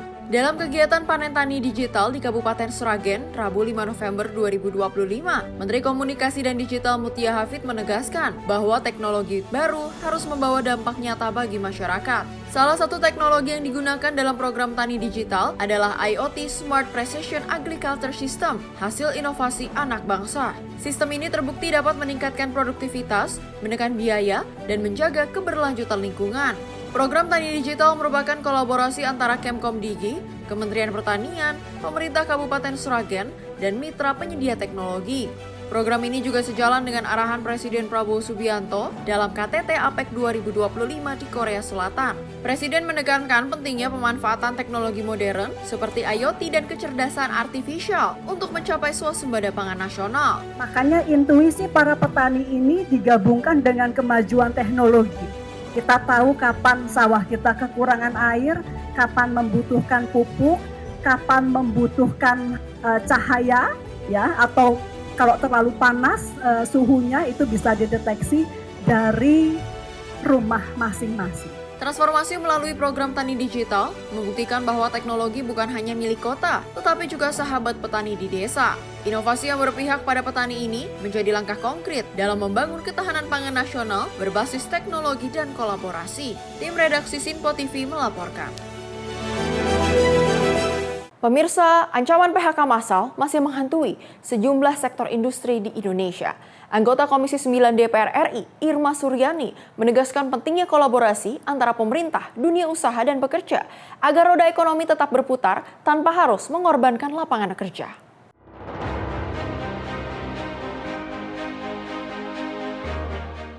Gelombang pemutusan hubungan kerja atau PHK massal akan terus berulang apabila komunitas antara pengusaha dan pekerja tidak terjalin secara efektif. Anggota Komisi 9 DPR RI Irma Suryani menyampaikan, apabila pola pikir sebagian pengusaha yang memandang pekerja sebagai beban bukan sebagai biaya operasional yang mendukung produktivitas perusahaan, maka PHK akan selalu menjadi pilihan pertama. Selain faktor komunikasi, Irma juga menyebut kondisi ekonomi global yang saat ini belum seimbang antara permintaan dan penawaran yang turut menyulitkan perusahaan, sehingga pemerintah perlu hadir memberikan stimulus ekonomi. PHK massal yang dilakukan ini akan terus terjadi jika antara pengusaha dan pekerja tidak terjadi komunikasi yang efektif. Artinya begini, pengusaha tidak boleh juga menempatkan pekerja sebagai beban, tapi harus menempatkan pendapatan pekerja atau gaji pekerja itu sebagai biaya operasional supaya tidak menjadi beban gitu. Itu yang pertama. Yang kedua, memang dalam situasi ekonomi global hari ini ya, di mana demand dan supply-nya tidak balance ya, itu menyulitkan perusahaan-perusahaan, sehingga memang pemerintah harus memberikan stimulus kepada perusahaan-perusahaan tersebut ya, agar tidak mem-PHK atau merumahkan karyawannya karena demand dan supply-nya nggak seimbang tadi. Maka kemudian kami di Komisi 9 sedang berusaha mengumpulkan semua data, mengumpulkan semua masukan untuk bisa nanti dimasukkan di dalam Undang-Undang Ketenagakerjaan yang baru. Harus ada regulasi yang jelas terkait kepailitan, ya, terkait dengan PHK sepihak, ya, terkait dengan outsourcing, itu semuanya akan kita gabung dalam satu undang-undang ya, yang kemudian harus jelas keberpihakannya kepada masyarakat, juga kepada pengusaha. Jadi masyarakat, pekerja dan pengusaha itu harus balance juga. Melalui langkah legislasi dan dorongan kebijakan stimulus ekonomi, DPR RI berupaya menciptakan iklim ketenagakerjaan yang adil, berimbang, dan berpihak pada kepentingan nasional. Tim redaksi Sinpo TV melaporkan. Banggar DPR respon rencana redenominasi rupiah. Informasi lengkapnya usai jeda. Tetaplah bersama kami di Sinpo TV.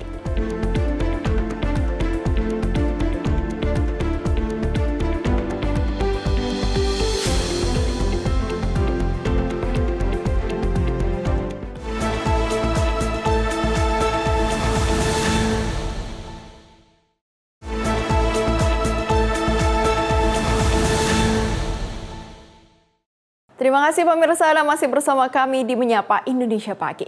Kita lanjutkan ke informasi berikutnya dari Ketua Badan Anggaran DPR, Said Abdullah, menanggapi perihal rencana Menteri Keuangan Purbaya Yudisadewa untuk melakukan redenominasi rupiah. Menurutnya, redenominasi memerlukan prasyarat kuat, termasuk kestabilan ekonomi, sosial, dan politik, agar tidak menimbulkan dampak inflasi di masyarakat.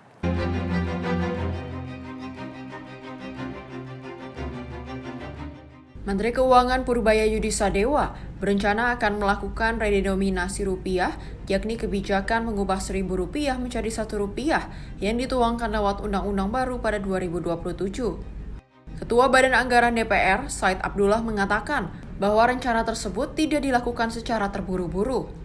Pasalnya, kebijakan itu tidak hanya bisa dilihat sebagai sekedar perubahan nominal. Said menilai redenominasi akan beresiko menimbulkan dampak inflator apabila dilakukan tanpa persiapan matang, terutama dalam aspek teknis dan literasi keuangan masyarakat. Yang pertama, pastikan sebagai prasyarat kalau itu akan dilakukan, tentu prosesnya pasti dalam bentuk pembahasan undang-undang di DPR. Redenominasi itu menurut hemat saya memerlukan prasyarat. Yang pertama, pastikan kestabilan pertumbuhan ekonomi kita, aspek sosial, aspek politiknya. Kemudian secara teknis, apakah pemerintah sudah siap? Kalau semua itu belum, jangan coba-coba dilakukan redenominasi. Karena apa? Jangan dikira bahwa yang seakan-akan redenominasi itu sesuatu yang sekedar menghilangkan 3-0 di belakang, itu tidak akan menimbulkan dampak yang inflatoir. Dampak inflatornya akan luar biasa ketika kemudian dalam aspek teknis pemerintah tidak siap. Itulah yang dikhawatirkan. Kalau aspek teknis pemerintah itu belum siap, kalau harga 280 dibulatkan Rp300, maka inflatornya yang terjadi. Itu yang paling sangat mengganggu pikiran kami di Badan Anggaran. Dari Jakarta, Farizal Davarisiano, Simpo TV melaporkan. Masih dari Ketua Badan Anggaran DPR, Said Abdullah, yang mengungkapkan bahwa rencana pemerintah melakukan redenominasi rupiah belum menjadi kebutuhan mendesak dalam waktu dekat. Said menilai kebijakan tersebut memerlukan waktu persiapan panjang, termasuk sosialisasi intensif kepada masyarakat. Ketua Badan Anggaran DPR, Said Abdullah, menjelaskan bahwa saat ini belum menjadi urgensi terkait rencana pemerintah yang ingin redenominasi rupiah. Menurutnya, dalam melakukan redenominasi rupiah memerlukan waktu yang panjang serta sosialisasi kepada masyarakat. Said menyebut masa sosialisasi diperlukan agar masyarakat memahami bahwa redenominasi berbeda dengan sunering atau pemotongan nilai uang. Pasalnya, kesalahpahaman publik pada tahap ini dapat menimbulkan keresahan dan polemik. Urgensi tidak. Pada tingkat kebutuhan ke depan barangkali iya. Oleh karenanya kalau itu 2027, pemerintah intensif 2026 melakukan sosialisasi ke masyarakat, punya pemahaman yang sama, baru persiapan internal pemerintah juga, baru itu dapat dilakukan pembahasan undang-undangnya, pembahasannya baru dilakukan di 2027. 7 tahun proses redenominasinya ketika di undang-undangnya diterbitkan. Tapi kalau sosialisasi 1 tahun penuh intensif, insya Allah bisa. Tapi mungkin yang harus diketahui masyarakat, redenominasi ini berbeda dengan sunering, Bu ya? Justru itu perlu sosialisasi, jangan sampai redenominasi itu sama dengan bagi masyarakat pemotongan uang. Nah itu kan bahaya sekali. Sehingga perlu sosialisasi betul. Hati-hati pada tingkat itu. Ini sama sekali bukan pemotongan uang. Tapi mungkin dari sisi manfaatnya kalau pemerintah melakukan redenominasi itu seperti apa? Ya memang sangat bermanfaat sih. Kalau 10 juta tebelnya 3 cm, nolnya 3 dibuang, kan lumayan punya 1 lembar. Tapi kalau berpengaruh ke nilai tukar kita kepada dolar, apakah bisa yang memperkuat? Tidak. Itu redominasi itu pada akhirnya kita menjaga wibawa rupiah, kedaulatan rupiah kita. Dari Jakarta, Farizal dan Fariskiano, Simpo TV melaporkan. Pemirsa, pemerintah menargetkan penyelesaian 65 kampung nelayan merah putih tahun ini untuk meningkatkan kesejahteraan masyarakat pesisir. Selain itu, Kementerian Kelautan dan Perikanan akan mengembangkan budidaya perikanan secara nasional secara bertahap hingga 2 tahun ke depan. Pemerintah menargetkan penyelesaian pembangunan 65 titik kampung nelayan merah putih tahun ini untuk meningkatkan kesejahteraan masyarakat pesisir. Hal ini disampaikan oleh Menteri Kelautan dan Perikanan, Sakti Wahyu Trenggono, usai menghadiri rapat terbatas di Istana Merdeka Jakarta pada 6 November 2025. Dalam pertemuan tersebut, Presiden Prabowo Subianto menginstruksikan KKP untuk mengembangkan budidaya perikanan di darat. Sakti menjelaskan bahwa pengembangan ini akan dijalankan secara nasional dan menyasar berbagai wilayah strategis. Program pengembangan budidaya perikanan direncanakan berjalan bertahap dan ditargetkan selesai dalam 2 tahun ke depan. Langkah ini diharapkan dapat meningkatkan produktivitas perikanan sekaligus memperkuat ekonomi masyarakat pesisir. Pembangunan budidaya di darat itu juga salah satu yang diminta oleh beliau untuk di 500 kabupaten 2026. Tapi tahun ini dimulai kita ada 100 titik yang akan kita bangun. Tim redaksi Simpo TV melaporkan. Berbicara mengenai pembangunan di mana Komisi 5 DPR RI meninjau langsung progres pembangunan Coastal Road dan revitalisasi Pelabuhan Yosudarso di Kota Ambon, Maluku. Wakil Ketua Komisi 5 DPR RI, Robert Rowe, menyampaikan bahwa pembangunan Coastal Road dan Pelabuhan Yosudarso memiliki peran penting dalam sisi infrastruktur sekaligus mempercantik wajah Kota Ambon.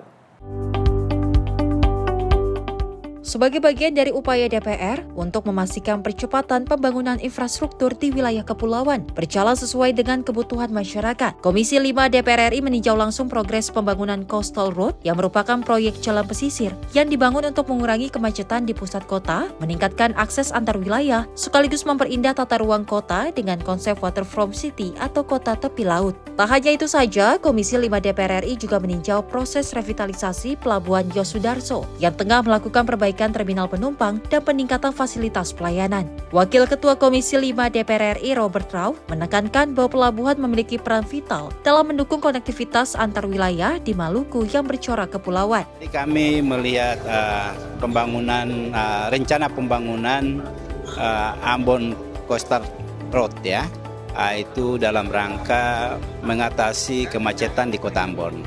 Saya kira program ini sangat baik untuk ke depan dan itu juga bisa menjadi satu ikon untuk Kota Ambon ke depan. Nah, sekaligus kami juga melihat terhadap pembangunan Pelabuhan Yosudarso, yaitu dengan renovasi terminal penumpang ya. Saya kira sudah harus Ambon ini mendapat perhatian dari pemerintah pusat, karena terus terang kami melihat hari ini kami bersama para bupati dan gubernur ya mendengar keluhan dan tantangan yang mereka hadapi, terutama bagaimana mereka bisa menjawab kepada masyarakat terhadap pembangunan di daerah. Ya, kalau kita mereka mengharapkan tentang ketersediaan dana fiskal untuk di daerah mereka itu sangat kecil, tidak mungkin mereka bisa lakukan itu. Maka ini harus ada dukungan pemerintah pusat. Maka sebagai mitra pemerintah pusat, kami DPR RI sangat mendukung dan kami akan menyampaikan untuk memberikan dukungan agar apa yang menjadi harapan masyarakat Maluku melalui pimpinan daerah ini bisa segera teratasi. Komisi 5 menegaskan komitmennya untuk terus mengawal percepatan pembangunan infrastruktur di Maluku agar dapat mendorong pertumbuhan ekonomi, konektivitas, dan pemerataan kesejahteraan di wilayah kepulauan. Tim redaksi Simpo TV melaporkan. Sedangkan Ketua Komisi 11 DPR, Misbahkun, mengungkapkan bahwa redenominasi rupiah yang diinisiasi pemerintah dinilai membawa banyak dampak positif bagi Indonesia.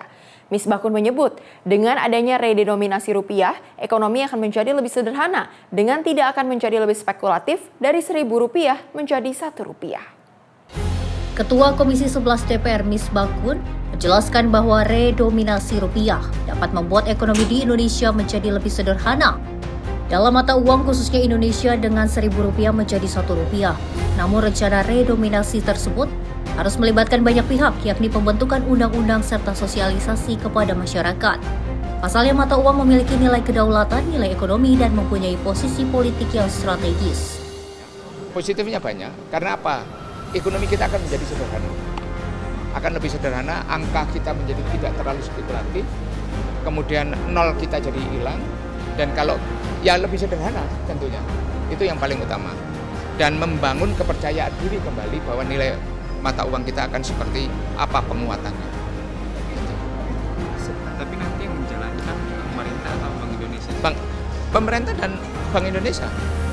Karena di dalam undang-undang mata uang kita, rupiah itu adalah mata uang Negara Kesatuan Republik Indonesia. Ada aspek yang menjadi petanggung jawabnya BI dalam pencetakan uang, ada aspek tanggung jawabnya pemerintah dalam hari ini Menteri Keuangan, tentunya juga ada OJK, ada LPS dan semuanya, dan juga termasuk kami di DPR dalam rangka pembentukan undang-undang, termasuk sosialisasi ke masyarakat dan sebagainya, semuanya akan terlibat.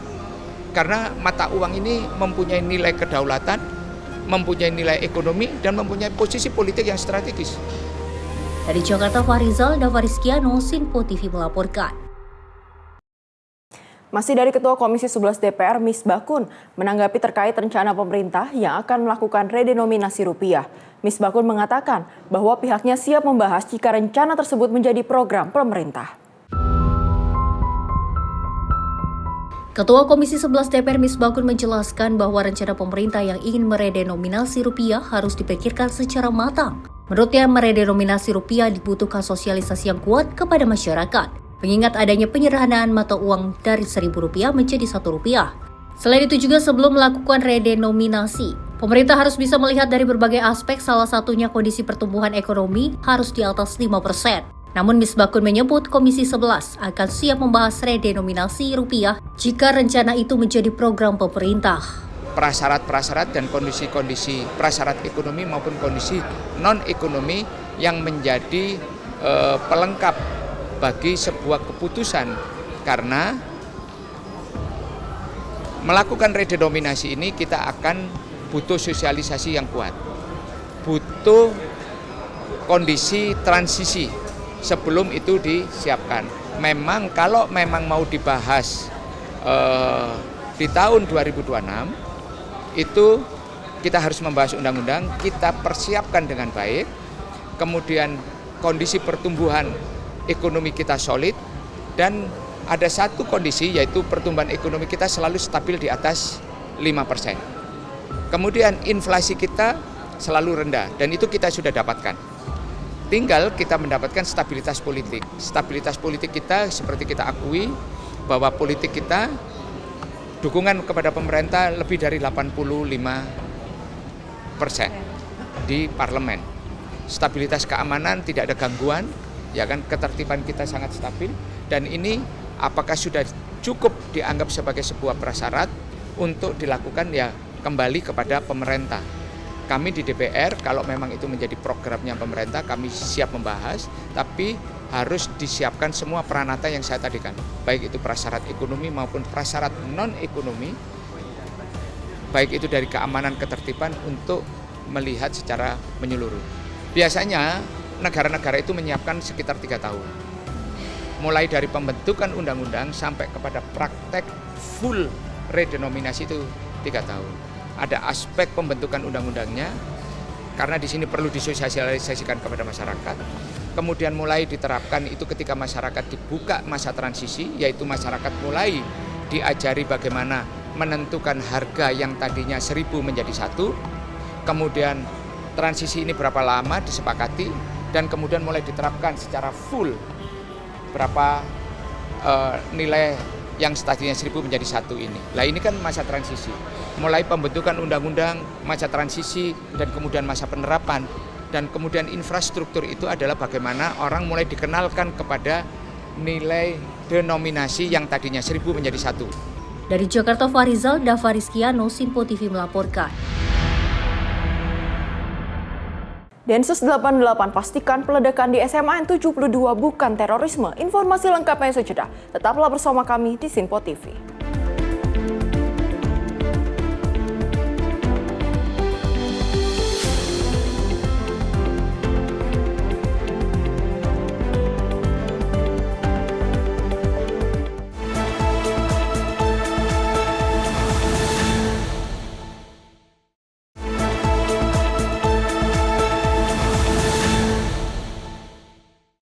Terima kasih pemirsa, masih bersama kami di Menyapa Indonesia Pagi. Kita lanjutkan ke informasi peristiwa di mana Densus 88 anti teror memastikan aksi peledakan yang dilakukan seorang siswa di SMA N72 Jakarta tidak terkait dengan jaringan terorisme. Aksi tersebut digolongkan sebagai memetik violence daring atau kekerasan yang dipicu peniruan dari konten di dunia maya. Densus 88 anti teror Polri menyebut aksi peledakan di SMA N72 Jakarta Utara merupakan tindakan kriminal murni dan bukan bagian dari aktivitas terorisme. PPID Densus 88 anti teror Polri, AKBP Maindra Eka Wardana mengungkap, pelaku yang merupakan anak berhadapan dengan hukum ini melakukan aksi tersebut atas dasar peniruan dari konten kekerasan di internet. Maindra menyebut di kalangan komunitas kekerasan daring, aksi seperti ini dikenal dengan istilah memtic violence, di mana pelaku terinspirasi dari tokoh atau aksi kekerasan yang banyak dibagikan secara online. Dalam penyelidikan, polisi menemukan sejumlah tulisan di senjata airsoft gun milik pelaku yang memuat nama-nama tokoh dan ideologi dari Eropa hingga Amerika. Pelaku juga mencari berbagai konten kekerasan dan bergabung dalam komunitas daring yang mengagumi aksi kekerasan. Densus 88 mengungkap, dalam komunitas tersebut, setiap tindakan kekerasan yang diunggah anggotanya sering mendapatkan apresiasi sebagai sesuatu yang heroik. Kondisi ini diduga menjadi pemicu pelaku melakukan aksi peledakan. Polisi juga menemukan nama-nama pelaku penembakan massal dunia yang ditulis di senjata mainan milik pelaku. Di antaranya Alexander Bissonet, Luca Traini, dan Brenton Tarrant. Kemudian melakukan pemeriksaan dan analisa device yang dimiliki oleh ABH, melaksanakan pemeriksaan tersangka dan saksi-saksi, koordinasi antar stakeholder, melakukan pengecekan database dan analisis device, serta melakukan gelar perkara. Terhadap insiden yang terjadi di Seman 72 Jakarta ini menunjukkan bahwa hari ini ada fenomena global yang terjadi di berbagai negara, tidak luput di negara kita. Jadi adanya komunikasi yang transnasional membuat anak-anak muda menjadi mudah juga rentan terpapar berbagai aliran kekerasan yang berkembang di dunia maya. Kemudian terkait dengan analisa, sebagaimana sudah disampaikan oleh Bapak Dirkrim saksi, alat bukti semua sudah didapat, dan Densus 88 melakukan cek watchlist yang dimiliki oleh Densus 88 terkait dengan jaringan teror, baik itu global, regional maupun domestik, dan sampai dengan saat ini tidak ditemukan adanya aktivitas terorisme yang dilakukan oleh ABH. Jadi murni tindakan yang dilakukan adalah tindakan kriminal umum ya. Hingga kini penyidik dari Densus 88 Anti Teror dan Polda Metro Jaya masih melakukan pendalaman untuk mengungkap motif dan jaringan sosial daring yang diikuti pelaku. Polisi juga terus berkoordinasi dengan pihak sekolah dan lembaga terkait untuk melakukan pendampingan psikologis bagi siswa lainnya. Dari Jakarta, Tim Liputan Simpo TV melaporkan. Selain itu, Wakil Ketua Komisi 1 DPR Dev Laksono merespon terkait arahan Presiden Prabowo Subianto yang membatasi game online, salah satunya PUBG, buntut insiden ledakan di SMA Negeri 72 Jakarta. Dev menilai game online merupakan sarana mengasah kreativitas anak, namun ia meminta jangan sampai game online menjadi alat perusak bagi generasi bangsa. Presiden Prabowo Subianto membatasi game online dengan salah satunya PUBG, buntut insiden ledakan yang terjadi di SMA Negeri 72 Jakarta pada beberapa waktu lalu. Wakil Ketua Komisi 1 Dev Laksono mengatakan bahwa pemerintah perlu bersikap dan menindaklanjuti jika game online menjadi pemicu adanya kasus ledakan. Dev menyebut kemajuan teknologi seharusnya bertujuan untuk mengembangkan kreativitas dan kapasitas, sehingga jangan sampai merusak generasi muda. Makanya saya belum bisa bersikap lebih lanjut sampai dengan putusan itu final. Kalau memang benar ini terinspirasi ataupun juga disebabkan akan sebuah gaming online, ya itu kita kan juga sudah memiliki PP Tunas yang untuk melindungi anak-anak, bila mana PSE aplikator atau gaming online ini jelas terbukti melanggar ataupun membahayakan ataupun menyebabkan kekacauan, ya sudah harus ada sikap dari pemerintah untuk menindak. Berarti ini bisa berbentuk game-game lain juga yang mungkin mengandung kekerasan dan bisa memicu anak-anak. Ya, kita tidak bisa menutup itu, tapi kan ini bukan kejadian pertama kali. Di Amerika berapa kali kan kejadian penembakan sampai dengan menewaskan banyak anak di satu sekolah karena salah satu penyebabnya ya persenjataan yang dijual bebas, terus juga anak-anak ini menggunakan game-game seperti ini. Ya, ini salah satu dari kemajuan teknologi. Fungsinya itu kan adalah untuk mengembangkan kreativitas ataupun juga mengembangkan kapasitas kita. Tapi jangan sampai kemajuan teknologi itu justru merusak generasi muda kita. Dari Jakarta, Farizal, Simpo TV melaporkan. Sedangkan dari Komisi Perlindungan Anak atau KPAI mendorong pengawasan terhadap game online dan juga media sosial pasca terjadinya ledakan di SMAN 72 Jakarta Utara. KPAI menilai kasus itu tidak terjadi hanya karena disebabkan dugaan bullying, namun juga faktor lain yang mempengaruhi perilaku siswa pelaku ledakan. Komisioner KPAI Diah Puspitarini menyebut kasus anak tidak dapat berdiri sendiri dan perlu dilihat dari berbagai aspek. Menurutnya dugaan perundungan memang ada, namun ada juga faktor lain yang mendorong siswa tersebut melakukan aksi ekstrim. Dia juga menambahkan KPAI akan berkoordinasi dengan Kementerian Komunikasi dan Digital untuk mengawasi pengaruh konten di media sosial dan game online terhadap perilaku anak. Keluar dari sekolah ya, bahwa kasus anak tidak bisa berdiri sendiri. Latar belakang dia melakukan, mungkin ada dugaan bullying, iya, tetapi ada faktor lain sehingga membuat anak ini melakukan hal seperti itu. Jadi ini tidak berdiri sendiri, ada faktor yang lain. Dari lingkungan keluarga, kasus anak itu banyak sekali yang berasal dari keluarga. Ya, pengasuhan yang baik, ya. Kemudian juga komunikasi dengan pihak keluarga. Terus yang kedua, sekolah juga harus menciptakan suasana yang kondusif, ya, di mana guru, anak itu juga jangan sampai keluar kata-kata kasar ataupun juga melakukan upaya yang memojokkan anak. Nah, yang ketiga adalah bagaimana anak bisa senang. Itu yang terpenting, terutama di sekolah. Saya selalu menyampaikan bahwa bullying itu terjadi ketika ada relasi kuasa, di mana anak yang pintar atau anak yang kaya atau anak yang punya kuasa, dia akan menindas yang lemah. Apakah ada faktor dari tontonan yang dilihat dan apakah nanti akan berkoordinasi dengan Komdigi sendiri? Sudah kami sampaikan. Ya, benar, ada faktor itu, Mas. Ada faktor itu juga dan kami sudah berupaya untuk komunikasi dan komunikasi. Sebelumnya polisi mengungkap siswa pelaku ledakan di SMA Negeri 72 membawa 2 tas yang diduga berisi bahan peledak. Dari hasil penyelidikan, Densus 88 menemukan 7 peledak, 4 diantaranya meledak dan 3 lainnya gagal terpicu. Kapolri Jenderal Listio Sigit Prabowo menyebut pelaku sudah diketahui dan polisi masih mendalami pihak yang diduga mengajari pembuat bom termasuk dari konten media sosial. KPAI meminta lingkungan keluarga dan sekolah untuk lebih peka dalam mencegah tindakan bullying maupun kekerasan di kalangan anak. KPAI juga mendorong pemerintah memperketat pengawasan terhadap konten digital yang berpotensi mempengaruhi perilaku anak. Dari Tangerang Selatan, jurnalis Simpo TV melaporkan. Pasca ledakan di SMAN 72 Jakarta Utara, dari 26 orang yang dirawat di RS Yarsi, kini tersisa 12 orang yang masih dirawat. Dengan rincian 11 orang rawat inap biasa dan 1 orang dirawat inap intensif, namun 3 orang sudah dipulangkan.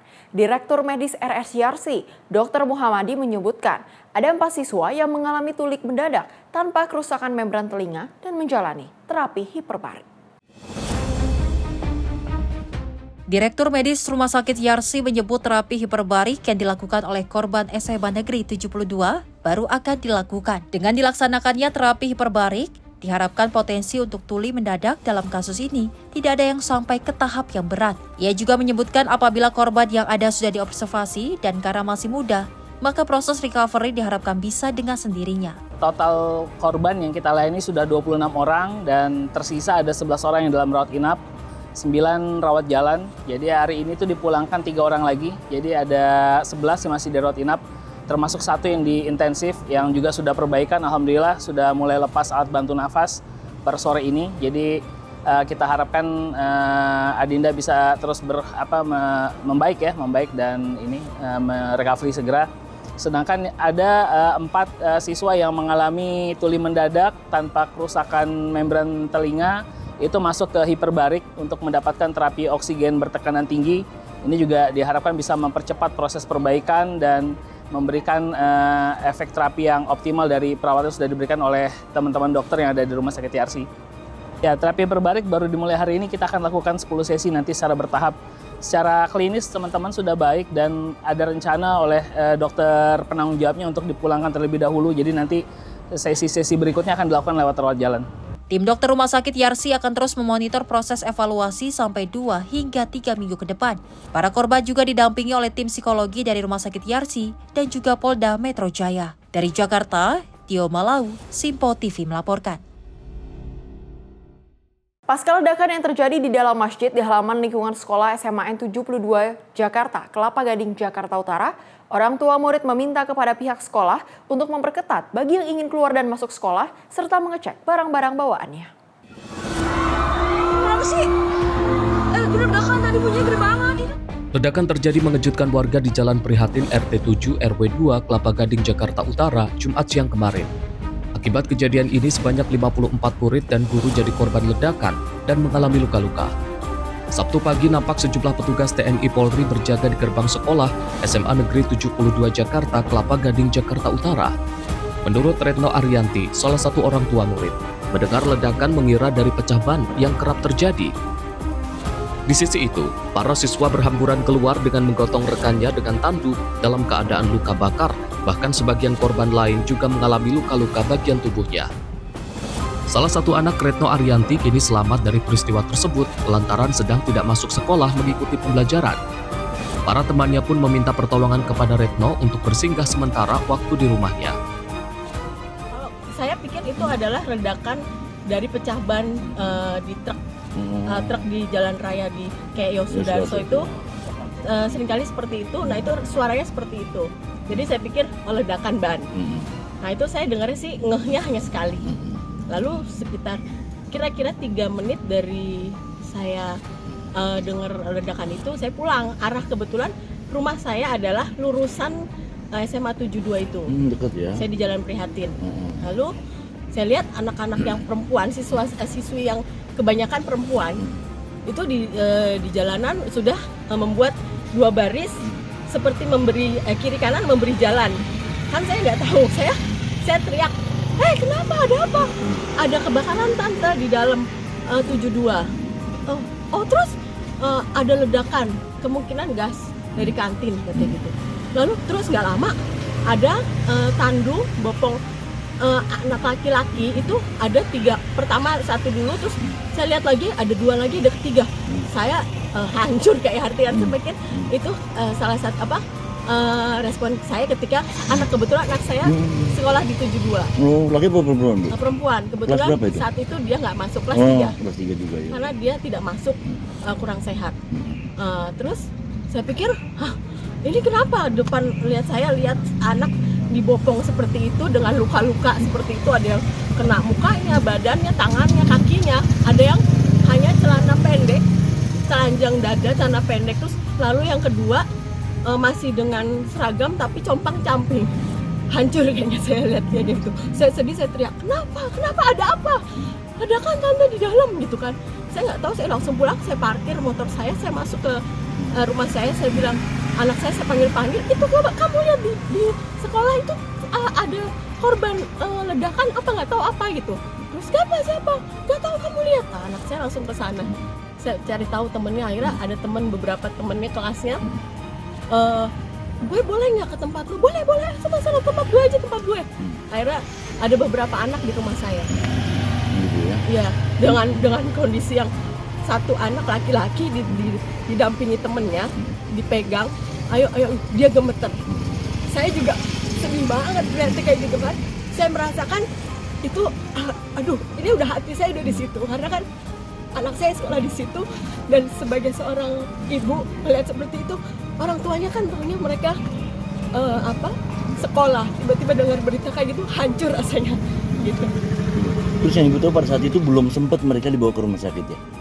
Dilarikan, ada yang ke BK, lalu ada yang ke sana saya nggak tahu, atau mereka muter.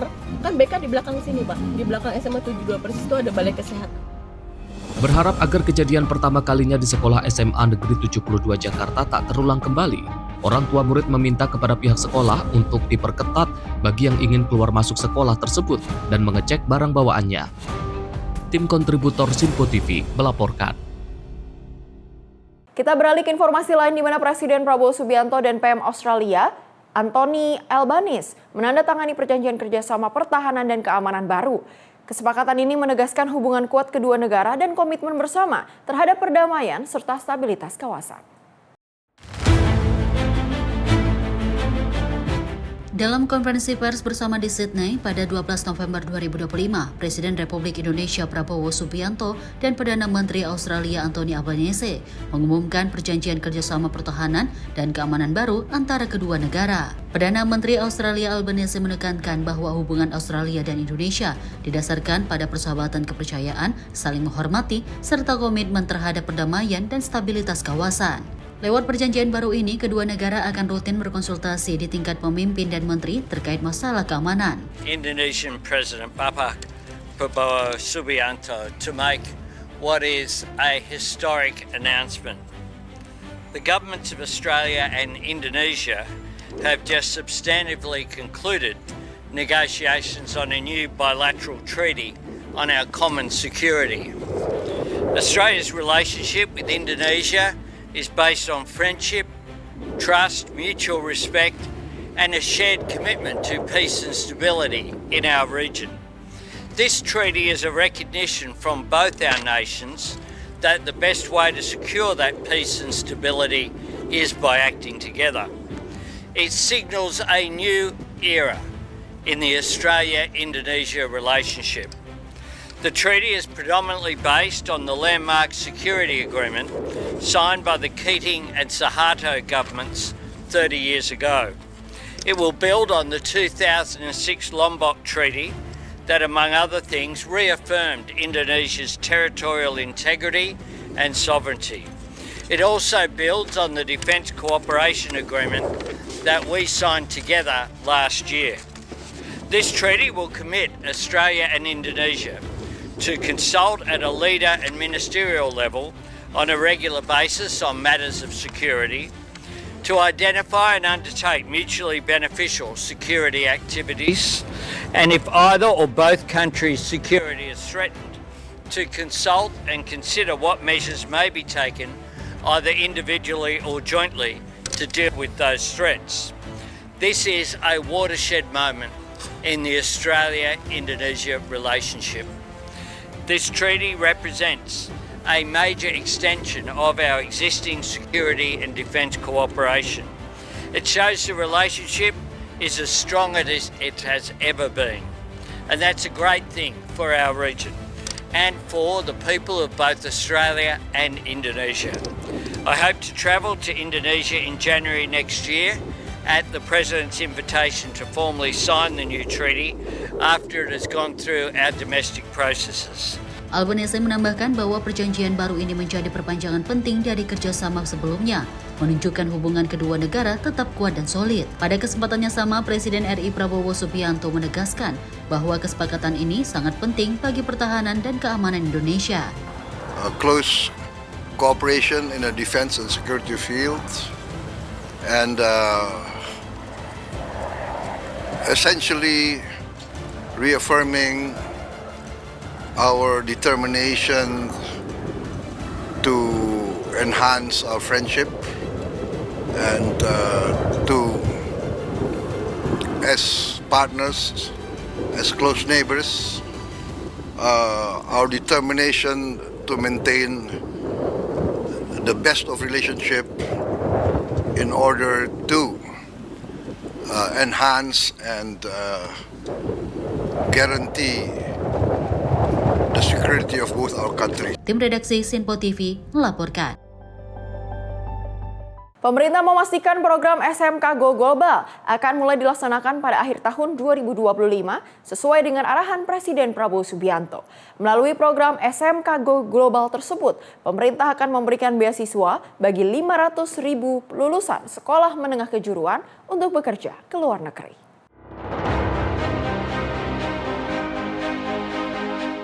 Usai melakukan rapat tingkat menteri bersama Menteri Pelindungan Pekerja Migran Indonesia Muhtarudin, Menko Pemberdayaan Masyarakat Muhaimin Iskandar mengatakan, pemerintah akan memberikan beasiswa untuk bekerja keluar bagi 500.000 lulusan SMK melalui program SMK Go Global. Program jangka pendek tersebut akan dimulai pada akhir tahun 2025 dengan tujuan untuk memberi peluang bagi lulusan SMK yang memiliki kompetensi agar dapat terus ditingkatkan, sehingga mereka mampu mendapatkan peluang pekerjaan di luar negeri dengan gaji yang baik.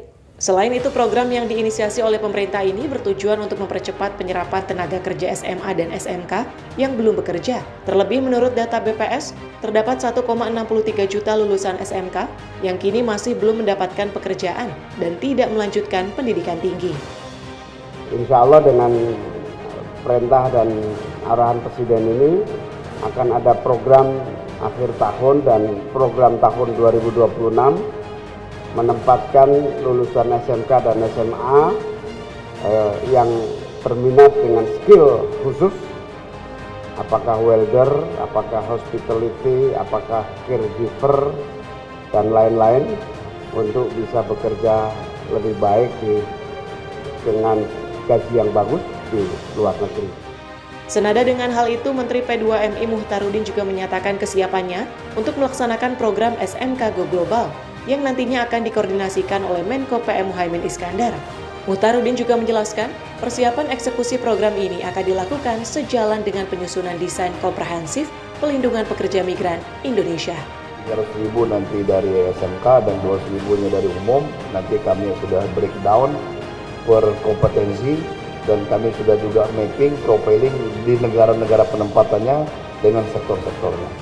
Prinsipnya kami KPI 2 ini sudah siap mengeksekusi daripada program ini, tentu di bawah arahan dan petunjuk Bapak Presiden dan arahan dan petunjuk dari Bapak Menko Perekonomian, Menko Pemberdayaan Masyarakat. Dari Jakarta, Sri Dewi Andayani, Ahmad Amin, Sinpo TV melaporkan. Kita beralih ke informasi lain di mana dua indukan kerbau bule koleksi mini zoo Jogja Exotarium melahirkan dua anakan berjenis kelamin betina. Kelahiran dua anakan kerbau bule ini menjadi istimewa karena salah satunya lahir sehari setelah pemakaman Raja Surakarta, Sinuhun Pakubuwono XIII beberapa waktu lalu.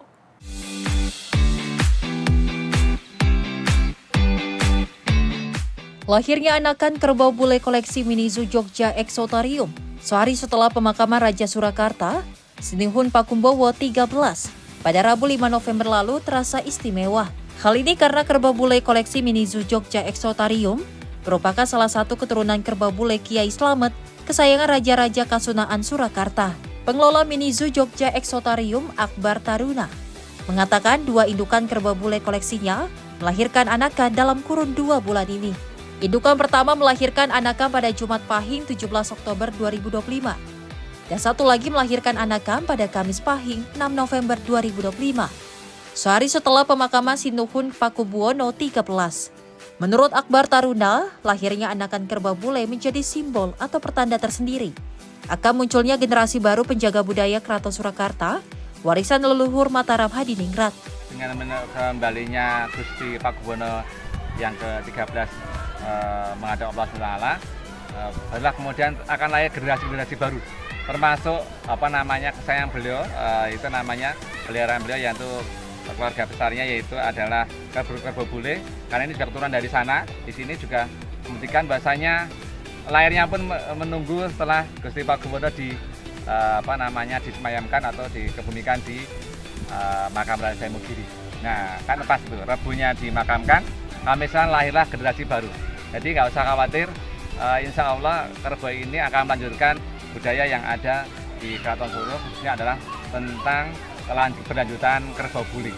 Ya, harapannya dengan bertambah ini menjadikan ini momentum untuk bangkitnya atau kemudian kita bangkitnya dunia pariwisata, khususnya dunia satwa yang ada di Kecamatan Sleman ini, untuk kemudian nanti kita bersama-sama melestarikan satwa yang ada. Kan di sini kan hampir semua hewan itu beranak pinak. Keberadaan Kerbo Bule dari Keraton Surakarta selama ini menjadi salah satu koleksi unggulan Mini Zoo Jogja Exotarium. Pada setiap tanggal 1 Suro, Kerbo Bule koleksi Mini Zoo Jogja Exotarium juga menjalani ritual kirap dan dimandikan di dalam kolam dengan serangkai sesaji dan doa-doa. Dari Yogyakarta, jurnalis Simpo TV melaporkan. Informasi tadi sekaligus menutup perjumpaan kita pada edisi kali ini. Jangan lupa untuk terus menyaksikan Menyapa Indonesia Pagi hanya di Simpo TV. Akhir kata, saya Priska Priscilla beserta seluruh kru yang bertugas pamit undur diri. Terima kasih dan sampai jumpa.